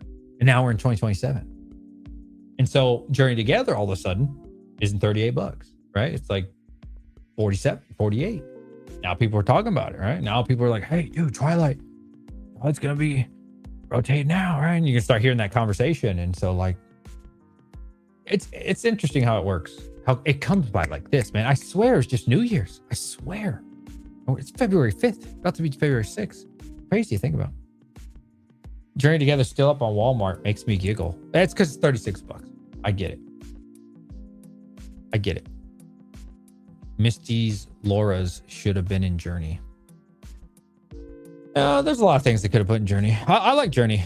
It's pretty good. That's how I feel about passing prismatic bundles all day at 52. Yeah, dude, prismatic is so good, man. This prismatic is such a good set. I think it's way better set than Destined personally. Obviously, the market doesn't agree with me. Build and battle for DR, my current play. The build and battle, the rectangle thing that has like, is it 2 packs of Destined? 2 of something. And then that playable card. I forgot what card it was. It used to be a $7 card. DJ, are you interested in Journey Together 3-pack? Not really. Not really. No. Like I said, I just got a sealed case of booster bundles for Journey, which is probably going to sit on the store for a while. I'll just open them up and sell them. No, not really. No. I'm 20 minutes behind, but slabs are not waterproof. Be careful. Well, I'm not saying they're waterproof. Water resistant. Water resistant. I definitely don't think they're waterproof. Yeah. Fast forward, bro. 20 minutes behind is crazy. Fast forward. Come live with us. Your set of heroes is out of stock. No, it's not. I didn't sell it. Maybe I didn't put the... Did I not put it in stock? That would make sense because I have no orders for it. I do this all the time. I do this all the time like an idiot. Where I forget to put it in stock. No, it's not out of stock. It's in stock, bro. I got 10. I'm the cheapest on the internet. Pretty sure. Look. 10 right there, bro. Literally right there. Look. I put a cap of 3 because I don't want one whale always comes in and buys it all. Like, this is a steal if you're a rip and shipper. If you need product, this is a steal. And so that's why I put limits on it of maximum of 3. You think Perfect Order will be a letdown? Yeah. What's up, dude? How you doing, Happy Tiger Gaming? You know what's funny about your name? I used to watch this guy. I think he was Happy Tiger too. Or Tiger Fitness. Something like that. Was it Happy Tiger Fitness? Any relation? You know what I'm talking about? I think he was bald. He was like a IFBB pro. Not like super successful or anything. I don't know if you know him at all. Or ever heard of him. Yeah. I see it on my store for sale. I don't know. You're looking at the wrong one. Yeah. Somebody's looking at the wrong one. Yo, Caveman, what's up, buddy? You think Perfect Order would be a letdown? I don't know if I consider Tiger Fitness. Maybe that was it. I don't think I would consider Perfect Order a letdown, considering nobody's hyping it up. Does that make sense? So it's like, we know it's going to be a bad set. It's going to be a speed bump, right? Like, will the booster boxes sell? Yeah. Yeah. I'm bald, but no relation to Tiger Fitness. That's funny. Yeah, no, yeah, I don't think Perfect Order is gonna be a speed bump, right? Like, it's interesting because I think Ascended Heroes is the next prismatic as far as sales. I'm not saying the sets compare, but I'm saying as far as sales, cash cow, I think Ascended Heroes is going to be the new prismatic cash cow for Pokemon. So, you know, I'm talking out my butthole here. I don't know what the future is. This is just literally an assumption that could be completely wrong. But I would assume at some point they have to stop printing prismatic the way they have been, right? And I'm just going to assume that Ascended Heroes will be that next thing. And so we get the bundles in April, right? By then we'll already have Perfect Order. So it's going to be like, oh yeah, Perfect Order. Yeah. Oh, Ascended, more restocks. Yes, right? I think it's going to be like that. And so I think just like Prismatic, right? Like, still to this day, you can talk to any streamer and they'll always tell you Prismatic's the best seller, even to this day. I think the same thing with Ascended. Like, it's the biggest set ever created, right? So master setting it, good luck, right? Getting your hands on product for a good price, good luck. It's like the perfect storm for them. It's the perfect cash cow. I think it's going to do great for them. I really do. I think the sales of it are going to be phenomenal. I think they'll restock it heavy, but it won't matter long term. Short term, sure. But long term, it won't matter. just like Prismatic, right?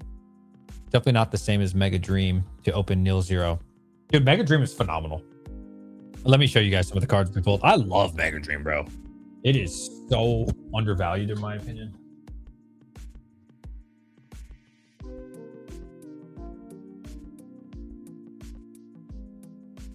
I just can't figure out why people are not buying Mega Dream. I can't comprehend. I can't figure it out. Like I'm literally the cheapest on the internet right now. And like, what are you going to get for $36? Let's be honest. Okay, let's say you buy 2 of these, right? So you get 6 whole packs. Oh my God. You are going to get a slap in the face for for $70. You're going to get a slap in the face. You're going to get nothing. If you are lucky, you get you an EX card and you get you like an IR. That's it. Or you get a Mega Dream booster box and you're guaranteed at least 1 MA, but often you get an SAR. You get a God pack. And it's such a good experience. It's fun. It's cheap. It's affordable. It's so good. And people would rather get slapped in the nuts over and over, just like Prismatic. Doesn't make any sense to me, bro. Doesn't make any sense. Where are my new cards? Won't let me buy big sold out thing on it. Oh, maybe it's because of the limit. Maybe it's doing limit as you previous. Did you buy my other Ascended Heroes? Maybe that's why. Are you the person that, dude, I put a bunch of Ascended Heroes on my store and one person bought it all last time. Oh, somebody just bought. Let's see. Somebody just bought 3 Ascended. Shout out to AH. Hold on. I got to show you this card, bro. Bro, Mega Dream is so cool. I don't care what anybody says. My kids love it. You guys have kids? Young kids? Go ahead and open up some Prismatic with them. Go find out how that feels. It's terrible. It's a very depressing experience. This is what me and my kids pulled. And these are only the ones that I got. My kids got more in 1 Mega Dream booster box. Look at this, bro. Look at this art. You don't want a Mega Scratch me? Bro, tell me that's not gorgeous. Hold on. Just out of focus. That's so nice, bro. You ain't getting that from English. You're getting a big nut shot. Look at this. We got this. All in 1 booster box. Got me my MA, guaranteed MA. And then we got, like I said, those were just my packs. My kids got, my kid got I have a copy of it, the Zekrom. That's what my son got. And he got something else that was really cool too. Where is it? Oh, the Doug Trio. That's what my daughter got. She loves this card. I love this card too. Look at this, bro. All in 1 booster box. Look at that. Look at that, bro. That's so cool. I love this. You really get your money's worth with Japanese, bro. It's fun. It's a fun experience, bro. Where is it? I swear I have another copy. Ah, this is the one that I have found. My son didn't find this one. He's keeping his. Gorgeous, bro. Gorgeous. Plus all the other EX cards we got. $95, bro. Are you kidding me? It's fun, bro. It's fun. It's a really fun experience with your kids. Because again, how many of you, type 22 in chat, if you've ever bought a ton of ETBs and hung out with your kids and you're like, you know what? Daddy just spent, I don't know, I'm making up numbers here, $500, kids. We're about to get something good. This has happened to me many times. You hype them up. You're all sitting around. And guess what? You open up all $500 and you got $40 of value back. Anybody? Type 22 if this ever happened to you. Tell you what, that don't happen with Japanese. That shit is fun, bro. Every time. Every time. I've opened four with the kids, and all 4 were a great experience for the family. Every single time. It was awesome, bro. It was so cool. You know what I'm saying? And my kids told me, I don't ever want to open English again. I said, so why would I want to open English and get nothing when we could open Japanese and always have a good time? And so, like, you know, it's not even about the money at that point. It's just about the fun. If I saw a DR right now, I put it into other sets. The long-term DR is going to rock it after they take out the print. I could feel you on that. That's really far from now, but yeah, just got here. What'd you sell the DR box for?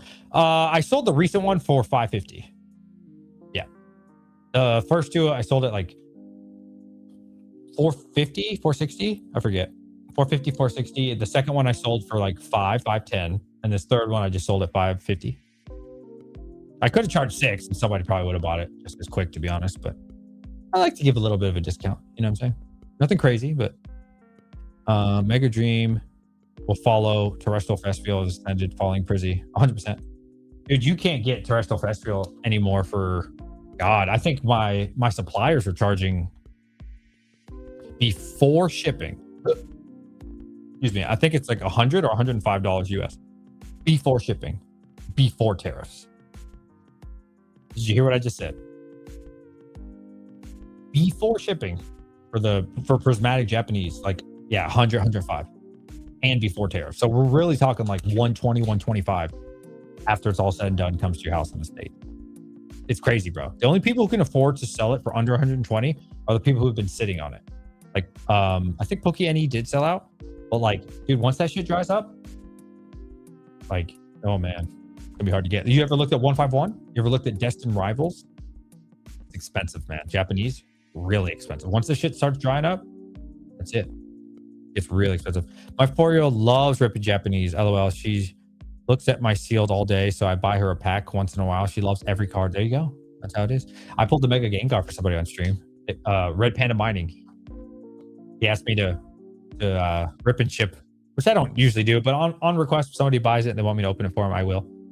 But he had me rip and ship a Mega Dream. We pulled the Gengar. Isn't that cool? She's heavy into anime lately, so it makes the connection with Japanese. Yeah, my kid too. Yeah. I heard the card quality has sucked for Ascended. I only opened up a 3-pack that I paid $30 for from GameStop. That was so sad. That was the worst, bro. I'm telling you. Anybody else do that day one? Open up the first packs they got? Dude, I had 3 packs and I already knew it wasn't gonna be anything, right? Because it's just like prismatic. Me and the 2 kids got one each. We opened it. We're like, damn. Oh, there goes $30. Yeah, it's such a bad feeling. You guys want to open Mega Dream? We're like, hell yeah. And then we had a good time. Lucky my next door neighbor gets some sort of distro from Japan. It's dirt cheap, 90, 100 Canadian for a booster box, my price. Oh, nice. Yeah. Yeah, so they don't call them distros. They call them suppliers. So how Japan works, according to Poke NE. So, you know, I'm just a guy on the internet that doesn't know what he's talking about. But how it works is distro only works with Japanese people. So if you were to land it, you'd be a Japanese person. And then you would basically become the supplier or vendor, if you want to call it that. I don't know. And then you would sell to the Americans or Canadians or whatever from that point, if that makes sense. But yeah, distro is like different in that sense. But I mean, same idea, but different. You have to pay the middleman. That's the problem. If you had like a real distro in the States, you're not paying a middleman, right? I mean, I don't have distro, but like if I were to get, I don't know, Southern Hobby, right? I would get it straight from the source. As opposed to what we're doing with Japan, you have to buy it from a Japanese person who's the middleman who has to make their percentage. You see what I'm saying? Yo, my boy Card Penguin TCG. I'm so sad you're not going to be vending next to me, bro. That's so sad. I had a good time. Your mother was awesome.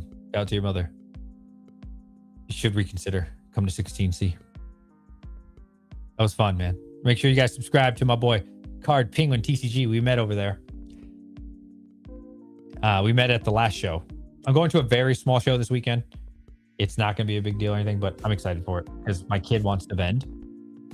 He's been asking me, like, can you please get me a show? And I'm like, I don't have a show until the end of February. He's like, please, please, please. I found a really small show. It's like in a church.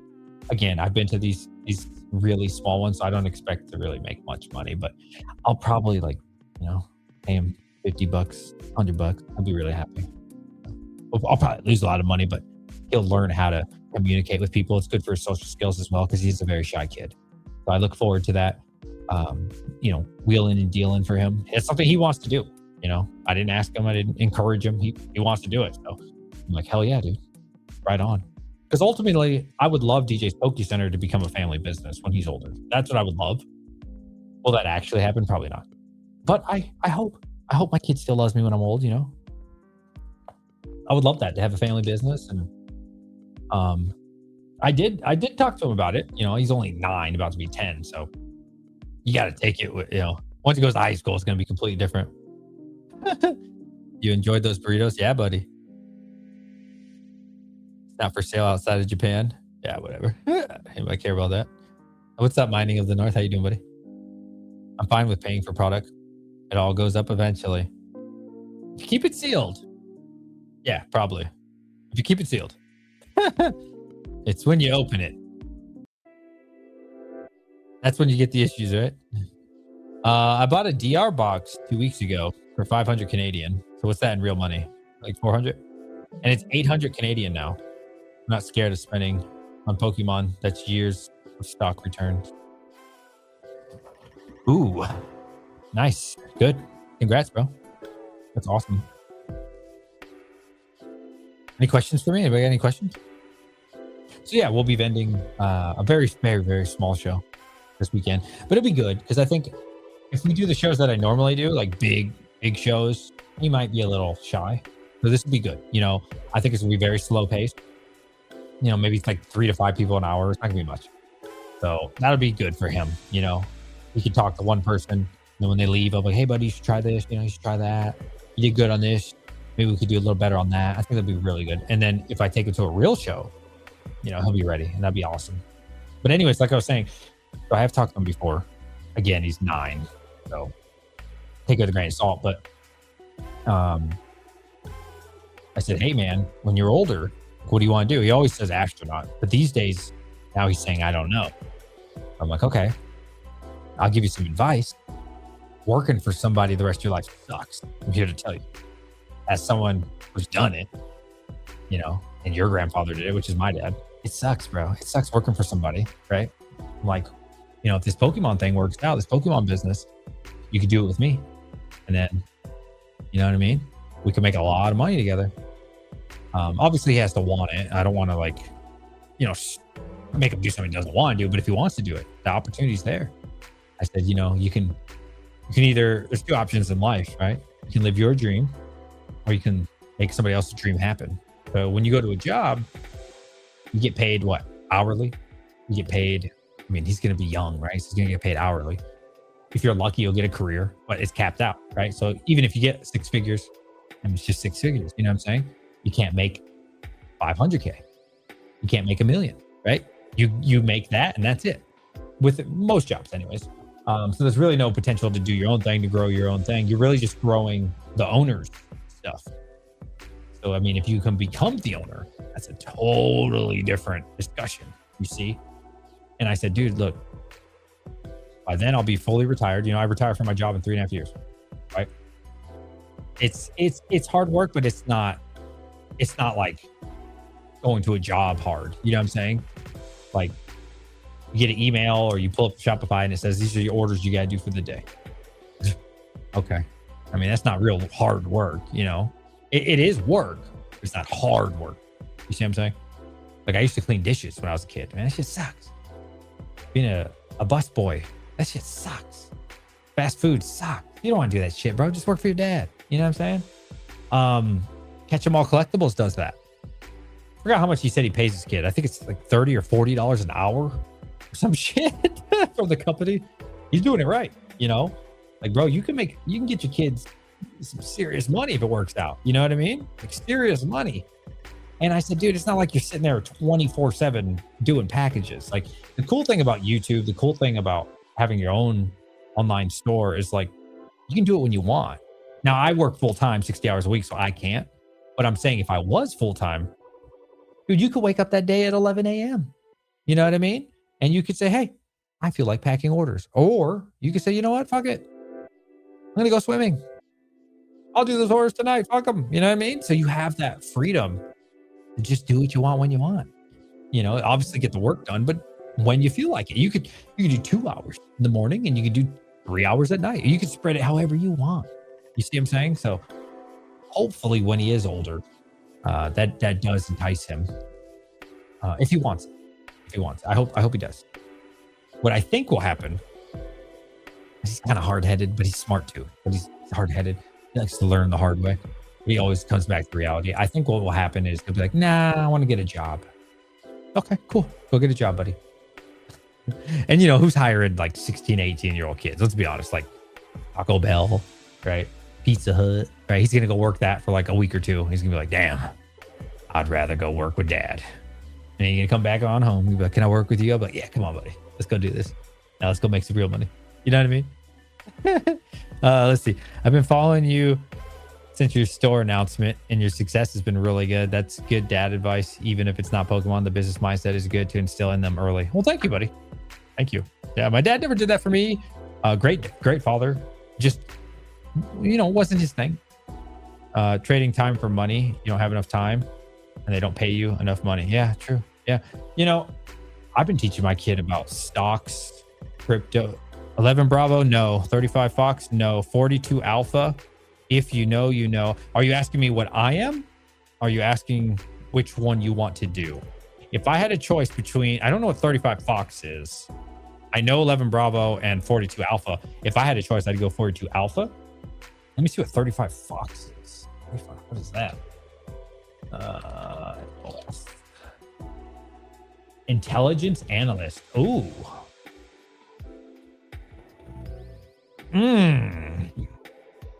That's a good question. Intelligence analyst. I almost reclassed to 35 Lima once upon a time. They told me I had to get demoted. This is like many years ago. I don't know what all source means. But I would do, if I wanted another career after that job, I would do 35 Fox. 11 Bravo is like one of the worst things you can do, anything combat related. I mean, I guess it's cool while you're doing it, but after that, like, how does that help you in life? You see what I'm saying?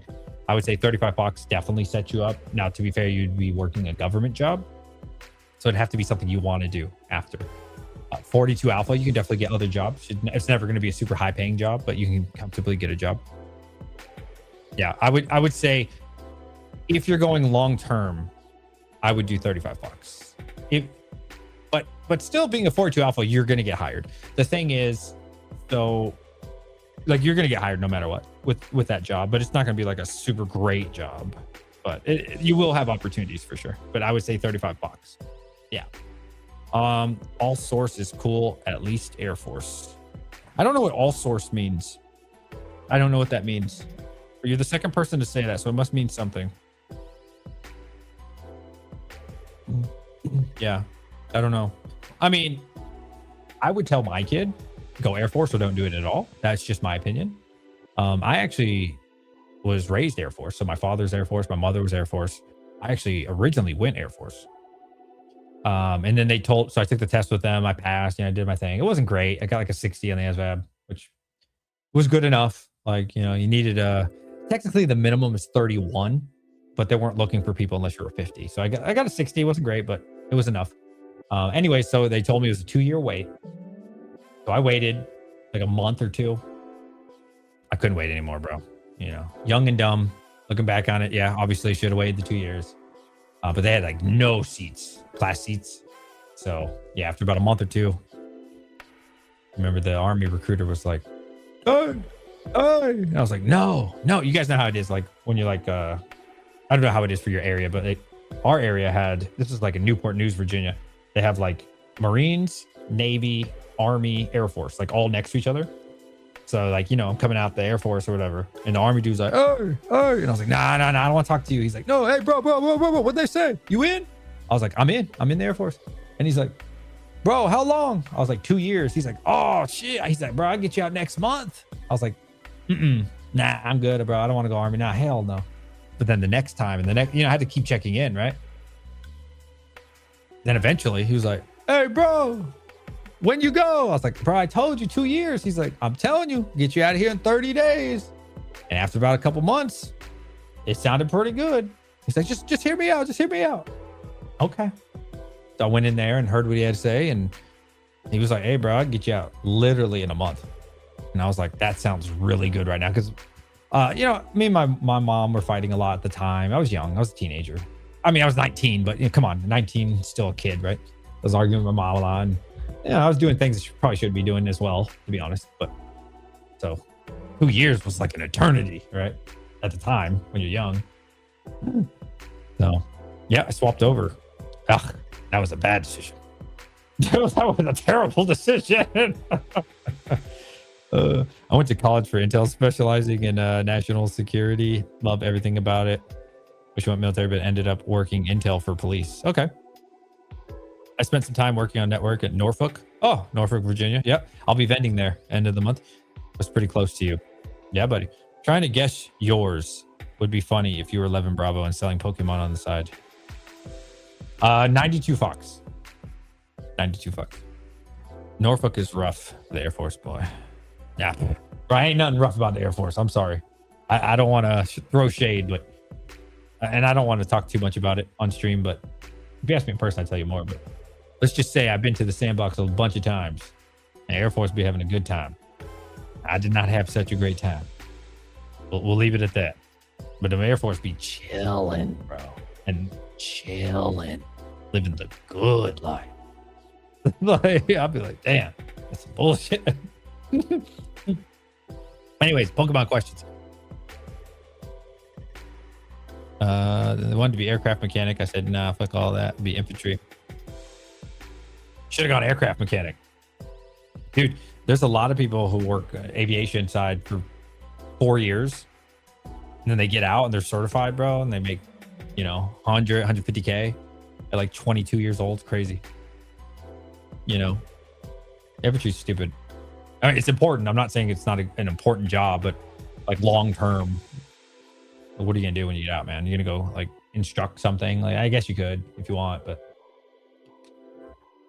Bitcoin getting torched. I know. Thank you for being a member, by the way. I appreciate that. I need to pump that more. I need to talk about memberships more, don't I? Yeah, Bitcoin's getting slaughtered. It was down 16% today, so it has recovered a little bit. Only down 12% now. Look at this, dude. Look at the fear and greed index, bro. 5%. I don't remember last time I saw this at 5, bro. 5% is crazy, bro. Yes, nothing rough on the Air Force side. We got fanciest hotel near Norfolk. Yeah. It's funny too, because again, my parents were Air Force, so I'm speaking through personal experience as well. Like deployments, dude, they call everything a deployment in the Air Force. I don't know why, bro. You go to like Kuwait, Qatar, Saudi Arabia, in like a fancy ass hotel. But yeah, I was deployed.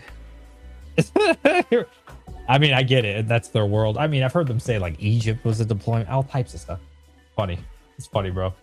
When you go to like the Army Marine side, well, I can't speak for the Marines, but you go to the Army side, man. You went where? Saudi Arabia? Fuck out my face, bro. Like, fuck out my face. That's exactly what it was. Fuck out of here. Like, oh, really? How was your hotel? Was it 4-star or 5-star? Best time to buy, says Jump Change. Man, I mean, I don't think it's the worst time to buy. What's going on? Yo, Pokejacks, 904 Pokejacks. What's up, buddy? Saw you sold out. You're Ascended. I just listed Ascended Heroes today. I'm the cheapest on the internet, I think. Let me see. Let's see. Let me check. Are we fully sold out? Let me see. I think we sold 6 so far of the 10. Yep, we sold 6. We got 4 left. 55K. Haha.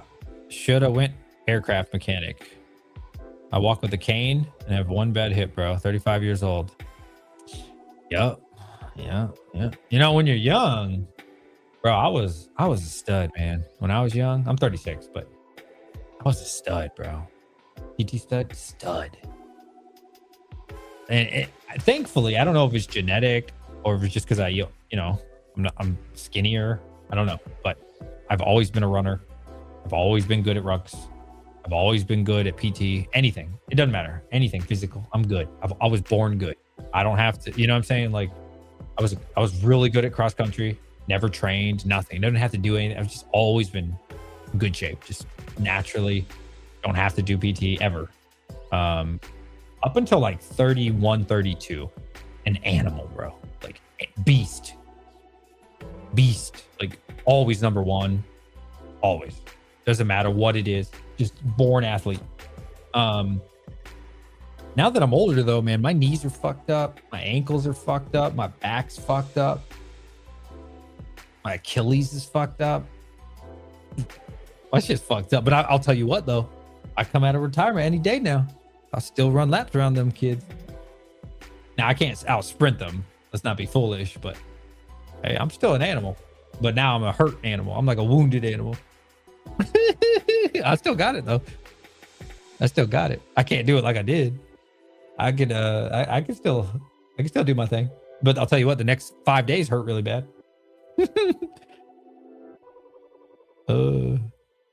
Dude, I was freaking demon on the field. Man. Bro, I think up until 28, I could run 12:30, definitely between like 12-minute 2-milers and 12:30 without doing PT for the whole year, bro. The whole year. I wouldn't have to do, the only time I do PT, unless they made me, it depends on the unit. But like, dude, I would only do PT twice a year for 2 PT tests. 12:15, 12:25, 2-miler every time, bro. It was an animal. And I think around 28 was the first time I got past like closer to 13. But so back then, I don't know how it is for you guys. But back then 13 minutes was 100% on your run. So yeah, when I was 28, it was the first time I got over 12:30. And I was like, huh, this is interesting. That's okay. So then 29 comes around. I got like 12:50 and I was like, uh-oh, writing's on the wall. I might actually have to work out. I still didn't work out. And I think the first time I got like 13:30, I was like 30 or 31. And I was like, oh shit, I'm old, bro. I was like, damn, I'm getting old now. Now dude, like, ugh. I mean, I could give you like 14:30, 14:40, but I'm not going to. Like, I would hurt myself, bro. Like the next week I'd be hurting them. I'm almost 40 now. You know what I'm saying? Like, yeah, I ain't built like I used to be, bro. I'm broken up. My body be hurt. Dude, I went to the skate park with my kid when it was warmer. Oh my God. So I don't know if you guys skated at all. I skated like my whole life. Well, I should say whole life. Like middle school all the way till like 18, 19 years old. Dude, I'd fall down, 10 stairs. It didn't matter. Fall down huge drops. It didn't matter. You just bounce back up. Bro, now that anyways, yeah, so I was still 36 in the summer or 35, whatever. Dude, I fell from just doing like a kick flip. And I was like, my shoulder. Bro, I fell on my shoulder. I was like, God. I was like, God, what the fuck? Right? And bro, I was sore for like 4 days. It wasn't even a big drop, bro. I just fell off the skateboard, bro. I was like, God damn, yeah. It's funny, man. All the old people told me to be like that too. As you get older, yeah, you don't bounce back, bro. When you're a kid, I consider a kid like, 25 and under, bro. You just bounce back. I'll tell you what, though, as you age, man, you don't bounce back. You just bounce. You know what I'm saying? My thoughts exactly. I'm like, Gil me now, very dangerous over short distances. Yeah. 28 is that magic number. That's when I started noticing the creaks. Well, I don't even think this is my opinion. I think up to like 24, you're like in your peak, right? As far as running, I think like 23, 24 is like peak. But as you get older, you get stronger. But if you don't stick with it, you get slower. You know what I'm saying? Definitely that like burst of speed. I'm 32, played soccer competitive in money tournaments in my 20s. I've undergone 2 ACL surgeries, bro. I'm done. Oof.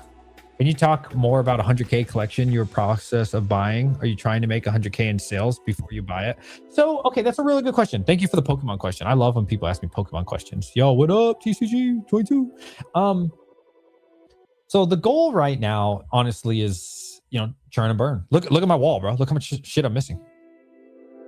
There's still things I need to list. I'm spreading it out. I just picked this up for 80%. I need to sell this. Pretty good, nice condition. Some minor flaws, right? Of course.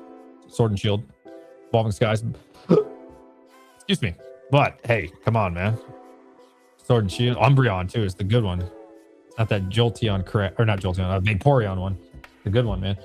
Yeah, so I'm trying to get as much cash as I can for my personal collection, which I have been. I think I'm pretty close to 30,000 now, cash that I have accumulated from selling my personal collection. And there's still some things I haven't fully sold. Like I sold 3 Destined Rivals booster box so far. I got 2 more, so I do want to list those, but I'm spreading it out on those. I haven't sold out completely on my prismatic position yet. I still have still cases of that. I sold the 3 sealed booster bundle cases. I am considering selling the Paldea Evolved booster bundle cases, which I really don't want to sell. I mean, I'm trying, I'm doing it. So I think when it's all said and done, I should get,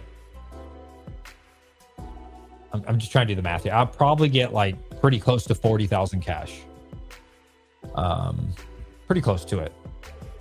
So, if I'm buying $100,000 collection, we're still arguing about the percentage. I want to be at 75. He wants to be at like 80. It's ongoing, bro. It's ongoing. It's a lot, man. Because we talk on the phone about it. It's just too much to text, right? And we check in like every week and talk about it.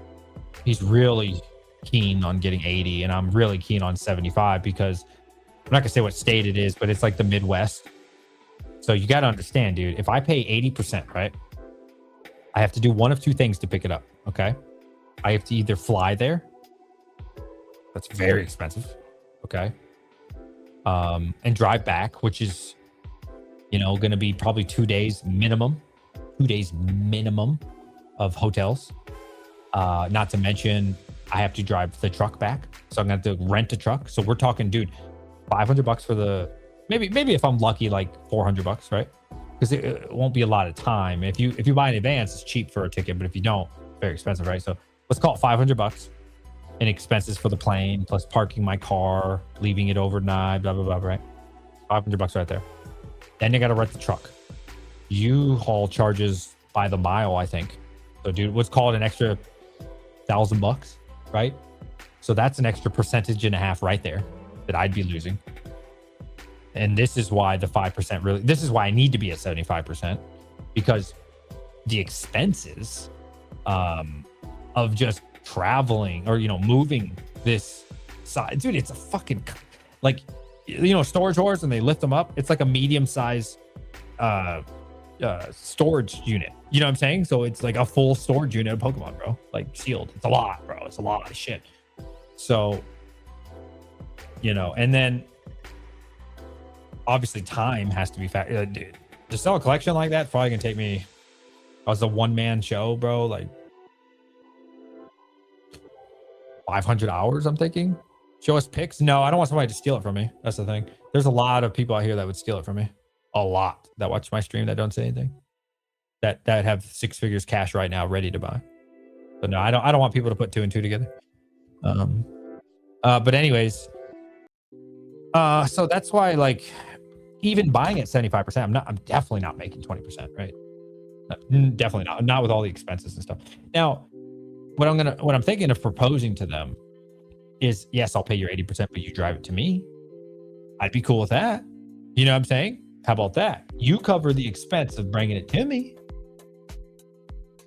Okay, then I can do 80%. So again, it's in the works right now, man. It's just, I got to get the money, right?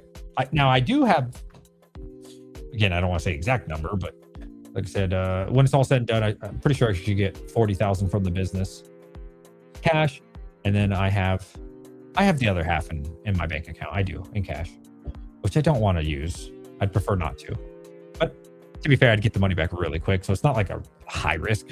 Like, dude, it's all good shit, bro. It's, there's like 3 Evolving Skies booster box. That's an easy 6K plus right there. But, it's tons of 151 products sealed. That's easy. I get that shit, bro. If I wanted, I could get that shit gone in a day or 2, right? The hard part would be shipping it. Like Blooming Waters, a bunch of Blooming Waters, a bunch of 151 tins. That's easy work. A bunch of prismatic ETBs, booster bundles. Easy, bro. Easy, right? A bunch of Sword and Shield and cases of stuff, all fairly easy. And there's definitely, probably $10,000 worth of smaller products, some ancillary mixed in. But overall, it's a very, very strong, solid collection to move. It wouldn't. I feel like if I had the time, if I didn't have like a job and I just sat there and listed it all, I could probably sell it all in 7 days. I don't see why I couldn't. But I wouldn't do that to myself because I would, I'd be averaging 75 to 100 orders a night, and I couldn't do that. I just literally couldn't. I'm just one guy, you know what I'm saying? So I have to spread it out over the course of, probably 2 months, I think. I think I could do it in 2 months, probably. That's always the shitty part of having a job, right? Like, I would love to be full-time to where it's like, okay, we can just knock this out. Oh, we got a new member, my boy, Pentrix. Oh, so to answer your question, thank you so much for becoming a member. You're the first member in like a week or two. Thank you, brother. Thank you very much for supporting the channel. What kind of stuff? Yeah, I feel like I just answered that. Oh, so anyways, to answer the other part of your question. So again, I'm really doing my best to not dig into, cash, like from my personal stuff. I'm definitely not going to take from my Bitcoin because Bitcoin's down fucking 40%, right? And I don't want to take from my retirement or my stock money, right? So that's off the table. I'm not willing to do that. I would be willing to take some of the cash from savings, but not touch any investment, not touch any retirement. That's just not going to happen, right? 0% chance on that. So anyways, I need other medium collections in between to get that. So I have been offered, actually, somebody just DM'd me too. Where I think it's this guy. I have been offered other collections, so I really need to work up to it. My bad, streaming right now. Feel free to come. Let me just invite him here so he can just ask. So anyways, I need to get to that, to get closer to that 100K number. I need more deals. I need more smaller, not too small, but like, $2,000 to $5,000 deals, preferably like a $10,000 to $20,000 deal, because then I could profit like $2,000 or $3,000. That'd be great. And do that again, that'd be better. But I will take the $2,000, $3,000 deals. I would really like to do that. I would. The problem is, like I said, most people are wanting like 85%, and it's just not worth it at that time. At that point, it's 85% is, there's no margin to be made at 85%, bro. There's just none.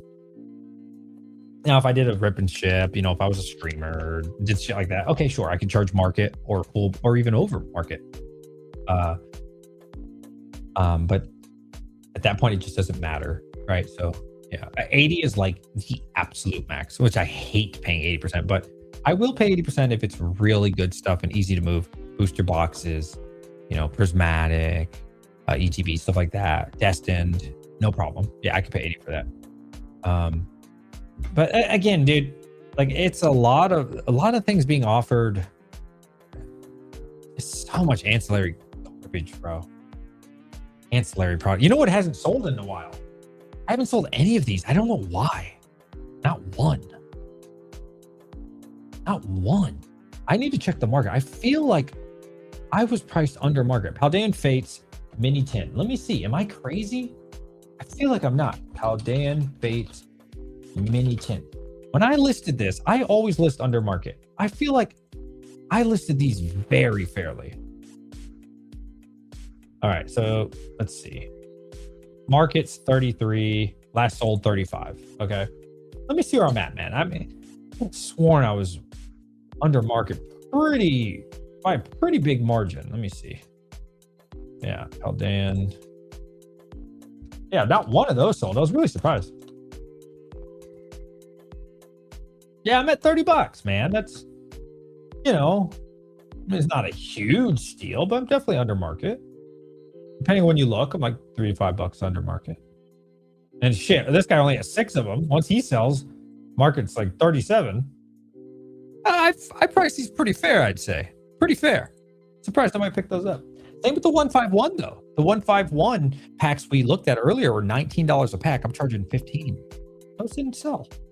Really surprised about that. Yeah, I'm really surprised that the 151 tins have not sold for me. It's interesting because 151 products sell like some of the best, dude. Like when I list 151 products on the store, they're usually gone within a few minutes. But for whatever reason, people aren't buying the tin, which is $4 under market per pack that you buy.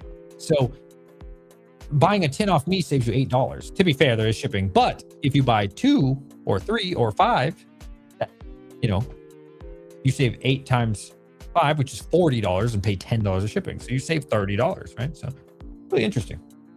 Really interesting. I don't know. I hope you sold all your Bitcoin before the drop. No, I didn't sell. No, I'm still up, man. I'm still up pretty nice, to be honest. You sold 74K? Dude, why? Why would you sell Bitcoin at 74K, bro? No.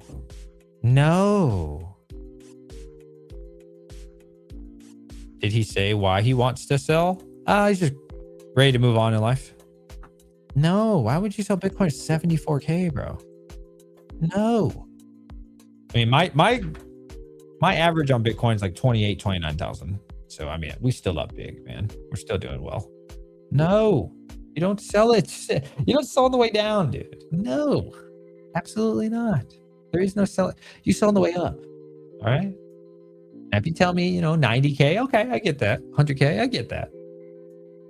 74, no. It'll go back up. I don't know when, but it will. It will eventually. It dropped to 60. I saw. That's okay, dude. That's okay. Were you around when Bitcoin went to 2,000 or 3,000? I was. That shit sucked.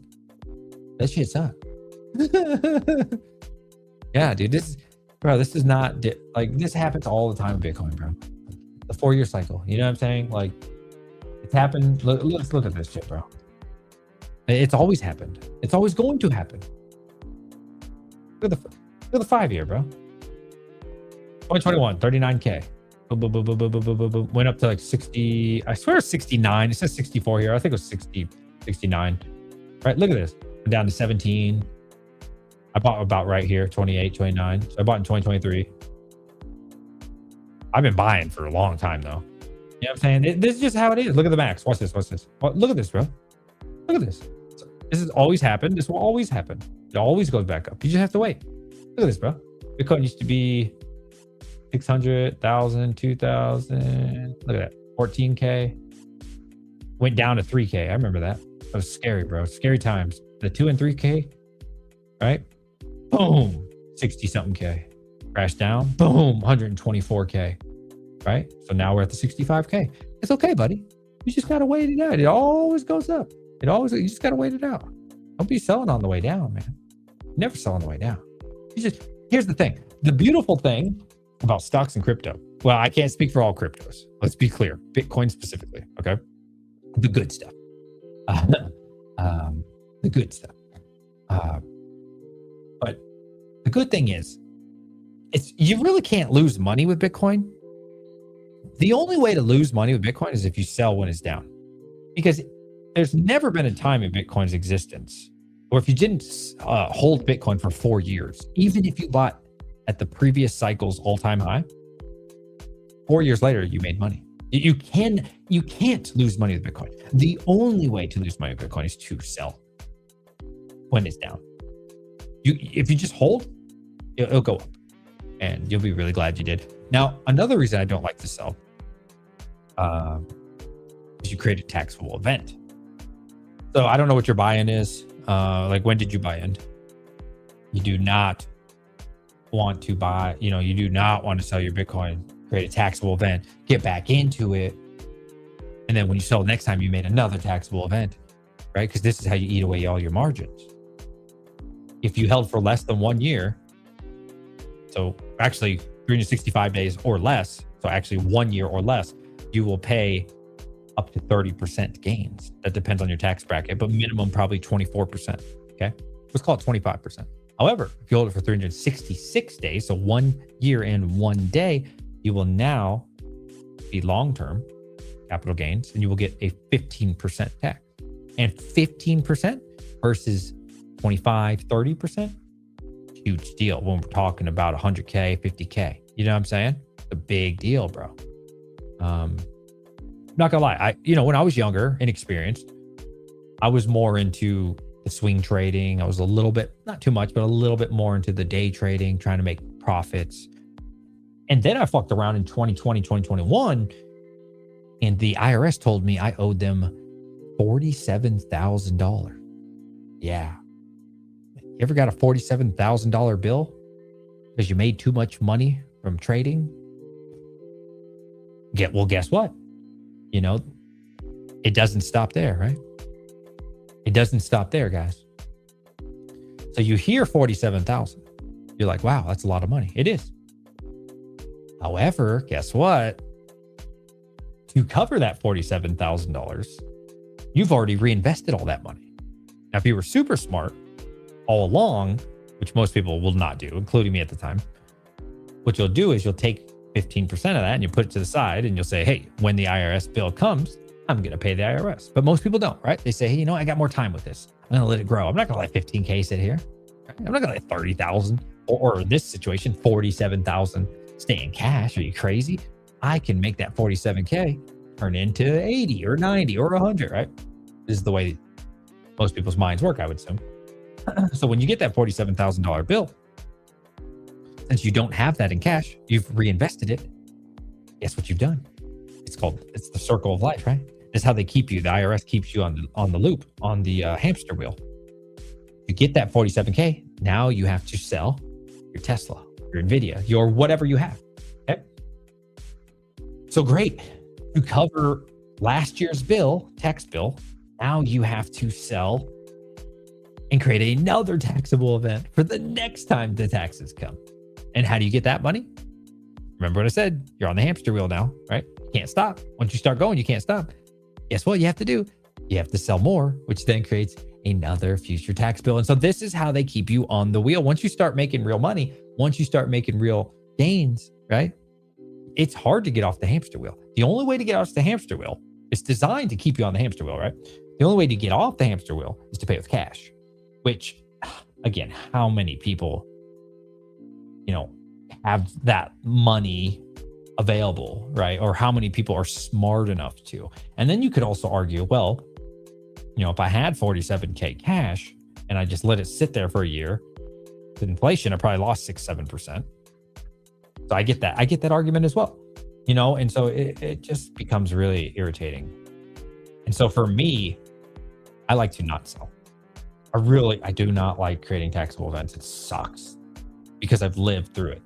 Now, interesting enough, when I used to go to these conventions, Bitcoin 2022, Mining Disrupt, these are, if you guys don't know, these are like the biggest conventions for crypto in the world, or at least in America, right? When I talk to people that have yacht money, that have fuck you money, we're not talking about 5-10 million. No, dude, we're talking about, 300 million plus billionaires and shit. When you hang out with these people, which I have many, many times, they will tell you, this is what the rich do, right? You never sell. So I say, okay, well then how do you buy things? They say, you borrow against it. I was like, okay, well tell me more, right? I was young, trying to learn. Because at the time I thought I was hot shit. I had like $500,000. I'm like 30 years old. I'm like, fuck yeah, dude. Big dick in it. You know what I'm saying? You feel like, I also don't come from money. So for me, $500,000 was a lot of money, right? I mean, that is a lot of money. But at the time, I felt like a king, right? Yeah, I'm one of the rich people. Fuck no, I wasn't. Anyways, so they're like, what you do is, if you want to buy a house or something, you use collateral. See, now this is how the rich stay rich. They never pay taxes because they just lend against what their assets already are. You understand? So if you have 10 Bitcoin, 100 Bitcoin, it doesn't have to be Bitcoin, by the way. It could be stocks. It could be whatever, right? It could be the cash you already have, right? Grant Cardone always talks about this. Like him or hate him, that's fine, but not wrong. If you have 10 million, well, now you go to the bank and you borrow 2 or 3 million, and you still keep your 10 million. So now you turn your 10 million into, 12 or 13 million. And so this is what the rich do. This is why the rich don't pay taxes, because they don't sell anything. You see? And so I would like to one day in life, I'm not even close to that level, but one day in life, I would love to get to that point to where you're never really buying things. I mean, you are kind of, you're getting what you want, but you're not, selling what you have. So it's a really corrupt system. I mean, I don't know if you want to say corrupt. Maybe it's a strong word, but it's like poor to the poor and middle class can't do that. But like the more money you have, the more you can. Again, I can't say abuse the tax system because it's not abuse. You're allowed to do it. You see? So this is how the rich stay rich. And the broke motherfuckers in the middle class stay middle and broke because they're not able to use those tax advantages. Like, I mean, if you go, a regular person goes to the bank, besides like a house, besides like a car, I mean, you get a personal loan, you're going to get fucked. Look up a personal loan. I have perfect credit, bro, my whole life. And I still get hit with anywhere from 11, depending on, what the rates are, 11 to like 16% on a personal loan. It's ridiculous. But dude, Michael Saylor, right? Rich billionaire. He pays like 1% or less, even when rates are up 6, 7, 8%, right? Because the banks will give them a far better percentage because the amount of money that they have is so large that 1% of $1 billion is a lot of money. You know what I'm saying? Watch Johnny Bravo. He talks about buying assets. Is he the dude on? Thank you for the $2 donation, my guy. Make sure you guys like his comment. Is that the guy with that podcast? Damn, he's the guy that thinks the Earth is flat. Is that him? With Joe Rogan. Is that the guy that thinks the Earth is flat and thinks the moon landing is fake and all that? Is that the same guy? I would use Saylor as an example right now in some serious debt with the BTC crash. I don't think he is. No, he talked about this. I don't think he is. He's not. He's not. He literally just talked about this yesterday on Twitter.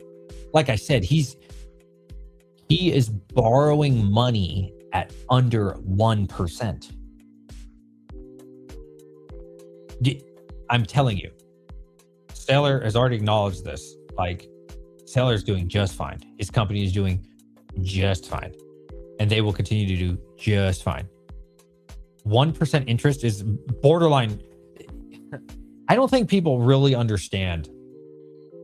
So, if you can, this is why COVID was so crazy. I mean, there's a million reasons why COVID was so crazy, to be fair, but we'll talk about the finance side of it. When you can borrow a house for 2% interest or 3% interest, you take as much money as you possibly can. And that's what people are doing. Okay. Now, why is this so powerful? It's because the rate of inflation, if you can beat the rate of inflation with the money that you can borrow, you essentially have infinite money. Unless you're an idiot and you go to the casino and blow it or something, right? But you understand, this is what really happened with COVID. If you have a 2 or 3% interest locked in for your home, you would be an idiot to pay it off. Because you are literally, there is no, well, I shouldn't say no. Let's watch our words here. It is going to be very difficult to find something that is going to be a better investment for you than to pay that loan off at such a low interest. Now imagine being in Michael Saylor's situation where they're under 1%. If the rate of inflation is 6%, which honestly, it could be closer to 10. I know they're nerfing it, but fine, 6 or 7%, wink, wink, right? With money being printed, sure. On $1 billion or however many freaking billions they have borrowed. Okay. Dude, it's an infinite money glitch. And it's not like they have to pay that back quickly. Okay. These aren't dumb people doing this. They've worked it in. You don't become a billionaire because you're an idiot. You understand? You don't get all this money in Bitcoin at under 1% from the bank because you're a moron and they're worried about you paying it back right now. It'll be fine. Trust me. Now, if you or I did that, we would be fucked. Okay. If we would take out a personal loan or borrowed some sort of money, a HELOC on our house or whatever, we would be screwed because we'd be worried, how can we make the next payment? But they're not worried about that. In fact, I think it was just 2 days ago, yesterday or 2 days ago, he raised more money. I think he bought like $500 million more of Bitcoin. That's the thing. You also need to factor in, a lot of this isn't his money. At Strategy, that's what it's called. It used to be called MicroStrategy. It's not like Michael Saylor's putting up all this money. You understand? It's rich people or banks or working together, however that works exactly. I don't know all the details of his contract, but they are the ones putting up the collateral or the money in this case. And he's just using other people's money. So in a year from now, 2 years from now, 3 years from now, he'll look like a genius all over again, just like he did before. And we won't look like geniuses, right? You and I, but again, yeah, anytime you can borrow money at 2 or 3%, like it's just a money printer, dude. You borrow as much as you can, within reason, of course. God, I wish I would have bought a house back then. I was doing too much, man. My YouTube channel, not this one, the old one was booming back then, bro. 2021, 22, if you were there for that. DJ Mines was the old channel. Oh man, that shit was doing great. Times were good back then, man. I didn't have time to worry about buying a house. I was making buku bucks back then, bro. COVID was great. COVID, bro. Any idiot can make money in COVID, bro. I made a killing in comic books, made a killing in GPU mining. I made a killing on YouTube. I made a killing in my investments. Like everything was good back then, right? Strategy dumped a ton. I believe you. I believe you. I haven't checked that. Dude, I don't check it. That's the thing. Like, that's what I'm saying. Like, I've been doing this too long, bro. Like, for me, yeah, I meme about it. Yeah, I mention it. Yeah, I talk about it. But the one thing that speaks to me the most is this. It's not the news articles. This is what speaks to me, dude. I have to ask myself, is what we're going through right now worse than FTX? Fuck no. No, absolutely not. Is what happened in FTX worse than what happened in 2017? I remember 2017's drop. I was there the whole time. The fun and the fall and all the misery in between. Okay. Is it worse than that? No, I don't think so. This chart only goes to 2016. Do you think it was worse than the bull run before that? Absolutely not. You have to understand. We were worried about, and I wasn't in for this bull run. I was here for this bull run, and this bull run. Okay, so full disclosure, 3 out of the, is it 5? I've been around for like 60% of Bitcoin, but not all of it, right? Back then, even 2017, we were concerned, is Bitcoin going to become illegal? Okay? People were going to jail for this shit, bro. Okay? Now, to be fair, they're probably doing some other malicious things or whatever you want to call it. Not going to get into the details of that. You were concerned if you're going to go to prison.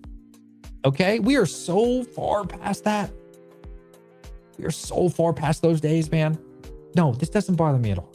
I don't even again, I talk about it, sure. I meme on it, sure. It's good to mention because people like talking about it. But it's nothing you have to worry about, bro. Oh no, we went to fucking 60K. Oh my God. Oh my God. No, bro. No, this is like novice. This is like rookie shit, man. Are you kidding me? 60K? That's what, bro, even if that bitch goes to 50, who gives a fuck? Who cares? You know what I mean? You know what I'm saying? My GPUs made 16K a month. Oh, nice, dude. I think my GPUs, I don't think they're making 16. I had a lot of GPUs. I think I was making like 12 or 13 grand a month. No electric bill, by the way. It was great. Free power, 12, 13K a month. was awesome. Ethereum days were great. Free power. Remember, Bitcoin was so taboo when I was in college 15 years ago. I associate Bitcoin with the dark web. Now, there's definitely a lot of truth to that. A lot of truth to that. Yeah. I mean, that's the thing, man. And now we got, you know, again, we're not going to get political, but we'll mention. Now we got the freaking top governments backing it. You see what I'm saying? Like, we went from, is this going to be a crime? Is this going to be illegal? Are they going to seize our Bitcoin? Which they couldn't if they really wanted to, but whatever. To the government's backing it, bro. It's not, you can't even compare. Like, we'll be fine. Rizzo, my boy. Love the crypto talk. Miss you, brother. Miss you too, man. Yeah, we'll be perfectly fine, ladies and gentlemen. At least Bitcoin declined over months. Silver decline happened in a couple of days. True. Bitcoin's down 40% since October, I read. All right. Anyways, guys, I gotta go take a shower, get ready for bed. I'm so exhausted these days. Whew. Well, guess what? Tomorrow's Friday. And I got a show Saturday. It's a really small show. My son asked if he could vend with me. So I found a very small show that we're going to be going to. So I'm really excited. $70 for silver is still incredible, though. It's still really awesome. I remember that shit was like 32. All right, I'm out. Much love to all of you. Have a great day. Great night. Make sure you guys check us out on Instagram. Here. Before you go. Follow me on Instagram. I love you. Awesome live. Well, thank you. Thank you, everyone. Have a great evening. Great rest of your day. Please check us out there. Bye-bye.